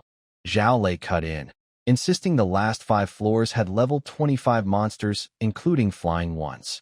He said my dirt walls couldn't handle that. Dad just smiled. Let's keep watching. Meanwhile, somewhere else in the tower, Zhao Yu had just finished his own second floor. He was panting, leaning on his staff, chugging a mana potion. The 10 goblin warriors had given him a real fight. He'd had to dodge, kite, and time every fireball carefully. His clear time, 1 minute 47 seconds. He smiled proudly at the security camera. He was sure this was a dominant performance. Most A-rank candidates would need 3 to 5 minutes. Even among S-rank talent, finishing under 2 minutes was exceptional. He figured he was crushing the entire competition. He looked at the camera and basically gave a victory speech. Dad, this is the power of an S-rank flame mage. The city championship is mine. He had no idea that in the same building, everyone in the VIP room was watching his triumphant pose on the big screen, right next to my footage showing a 3-second clear. Dad asked innocently, "Hey Zhao Lei, what's your son mumbling about over there?" Zhao Lei's face went dark. He knew his son too well. That confident smirk, that chin-up angle. Zhao Yu thought he was number 1 in the world right now. Normally, Zhao Lei would have been proud. But sitting next to a replay of my 3-second annihilation, watching his son celebrate a 1 minute 47-second clear like he'd just conquered the universe, Zhao Lei wanted to crawl through the screen and slap some awareness into his boy. The embarrassment was physical. The slaughter continued. Floor after floor, the same pattern. Monsters teleport into my hexagonal cage. Fireballs rain down. Everything dies. 3 seconds per floor, over and over. Skeleton soldiers, shadow panthers, shield-carrying orcs. Didn't matter what came through. Nothing survived long enough to climb out of the pit. The fireball and earth shield had settled into a comfortable rhythm. The earth shield kept praising its big brother's power. The fireball acted cool about it but started giving backhanded compliments about the walls being acceptable. They were almost getting along. Almost. By floor 19, I'd hit level 18. Just 2 more levels until I could learn Lightning Strike. The fireball was already planning the hierarchy. Earth Shield handles defense. The future Lightning skill runs errands. And the fireball just looks cool. The Earth Shield was excited about becoming a big brother for once. Then the broadcast announced floor 20. Level 22 monsters, including flyers. That was a problem. My cage had no roof. Flying monsters could just go over the walls. The Earth Shield immediately panicked and suggested we dive underground. My stomach flipped remembering last time. Absolutely not. Not unless it's life or death. Your big brother can handle flyers just fine. 10 gargoyles spawned. 9 normal, 1 elite with a dark red glow. They all took off immediately, wings beating hard to get above the walls. The fireball scoffed. My airspace is a no-fly zone. 15 fireballs split and tracked every target. The explosions were massive. 9 regular gargoyles vaporized instantly. But the elite survived. 22 levels, elite rank, tougher hide. It came out charred but alive. A second fireball hit it. Still not dead, just a sliver of health left. Then both multi-burst fireball and regular fireball went on cooldown at the same time. The elite gargoyle seized its chance. It burst out of the cage on damaged wings and dove straight at me, red eyes locked on. The Earth Shield screamed bloody murder. IT leaked. Big brother, you let one through. A wall shot up between me and the gargoyle just before its claws reached me. It slammed face first into solid rock and couldn't break through. Nice reflexes, little Earth. I knew I could count on you when it matters. I'd learned that praising the Earth Shield made it work even harder. The more valued it felt, the stronger its protective instinct became. Basic management, reward good behavior. The Earth Shield was weeping with happiness. As long as I'm here, nothing touches master. The gargoyle recovered and tried to fly over the wall for an aerial attack. I looked up and met its eyes. Guess I have to do this myself. I raised my hand in a finger gun shape, pointing straight at it. Next life, don't mess with someone who has cheats. The explosive spiral dragon shot charged at my fingertip, dark red, compressed, spinning. One word. Bang. A spiraling beam of fire punched clean through the gargoyle. Charred stone fragments scattered everywhere. Floor 20 cleared. 9 seconds. I blew imaginary smoke off my fingertip. Not bad. A little excitement, but nothing we couldn't handle. After that close call with the elite gargoyle, my two skills started fighting again. The Earth Shield was furious at the fireball for letting one escape. It called it dereliction of duty and criminal negligence. The fireball got defensive, saying it hadn't expected the thing to be so tough. I broke it up and got to thinking about our actual problem. We lacked sustained area damage. Multi-burst fireball was devastating, but had a long cooldown without my special gear. One burst wasn't always enough for tougher enemies, and during that gap, flying monsters could escape the cage. My other skills were single target only. Then I remembered one of the skill books the fireball had eaten, Blazing Fire Pillar. A mid-tier skill that stores fire energy underground and erupts as a high-pressure column of flame. Perfect for area denial inside the cage. Hey Fireball, remember that Fire Pillar book you ate? It had no memory of anything except that the book tasted good. Forget the book then. Basically, you push fire energy into the ground and blast it upward as a pillar. Try it. The Fireball attempted it. A pathetic little flame sputtered up from the floor, maybe 30 centimeters tall, with a sound like a tiny fart. Failed. The Fireball threw up its hands. See? Can't be done. Not my fault. Then the Earth Shield spoke up timidly. Big brother. The ground looks flat, but to me it's full of tiny pores and channels. If you could push fire energy through those gaps instead of forcing it straight down. That was it. The missing piece. Little Earth, can you share that perception with the Fireball? You're both my skills. You should be connected at the source. The Earth Shield nodded nervously and reached out to the Fireball. The Fireball reluctantly agreed to experience the world through the coward's eyes. A strange wave pulsed through my skill panel. The Fireball suddenly saw the ground the way the Earth Shield did, full of microscopic tunnels and pathways. What? The floor looks like this? It's full of holes. The notification came. The Fireball had entered an enlightenment state. Up in the VIP room, Su Wenchang noticed what I was doing and guessed correctly. I was attempting to learn the mid-tier skill Blazing Fire Pillar. Zhao Lei laughed out loud and called it ridiculous. 3 days since awakening and trying a mid-tier skill? He declared that if I actually pulled it off, he'd eat the monitor screen. Dad didn't hesitate.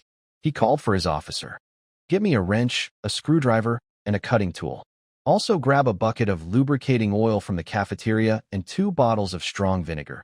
Commander Zhao might need help washing it down. Mom turned away, shoulders shaking with silent laughter.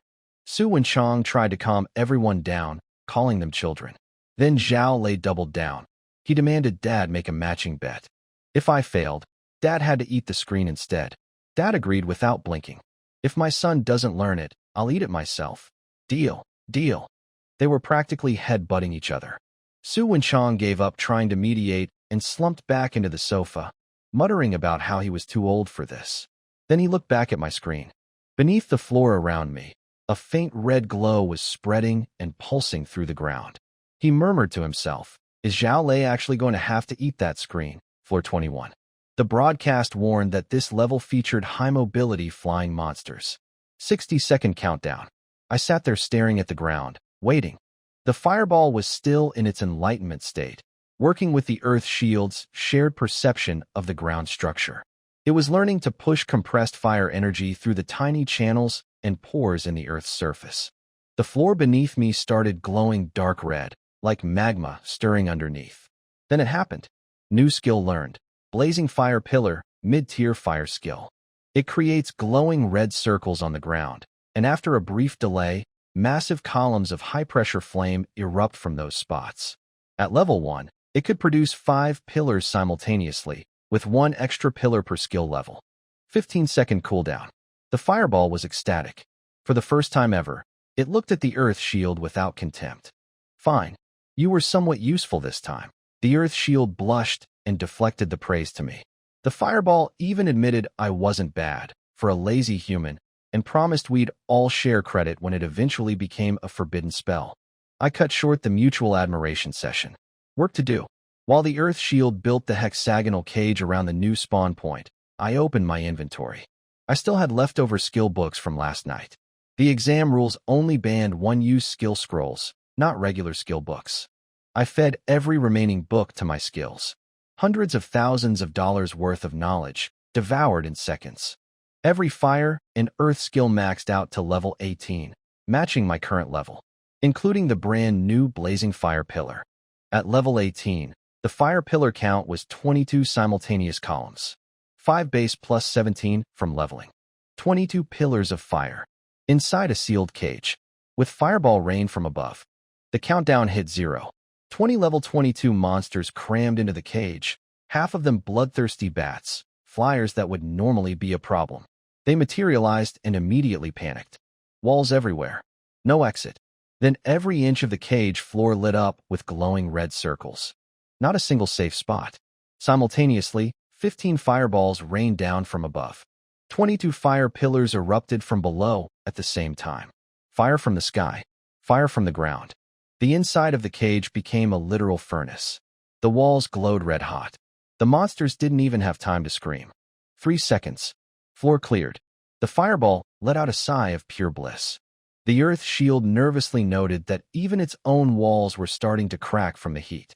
The fireball just laughed and promised this was nothing compared to what was coming. I stretched, opened a new bag of snacks, and glanced at the security camera in the corner. I had no idea what was happening on the other side of that lens. But apparently, someone up in the VIP room had bet they'd eat a monitor screen if I learned that skill. And now the tools to disassemble it were being prepared. I kept pushing through the tower floors while apparently causing absolute chaos in the VIP room above.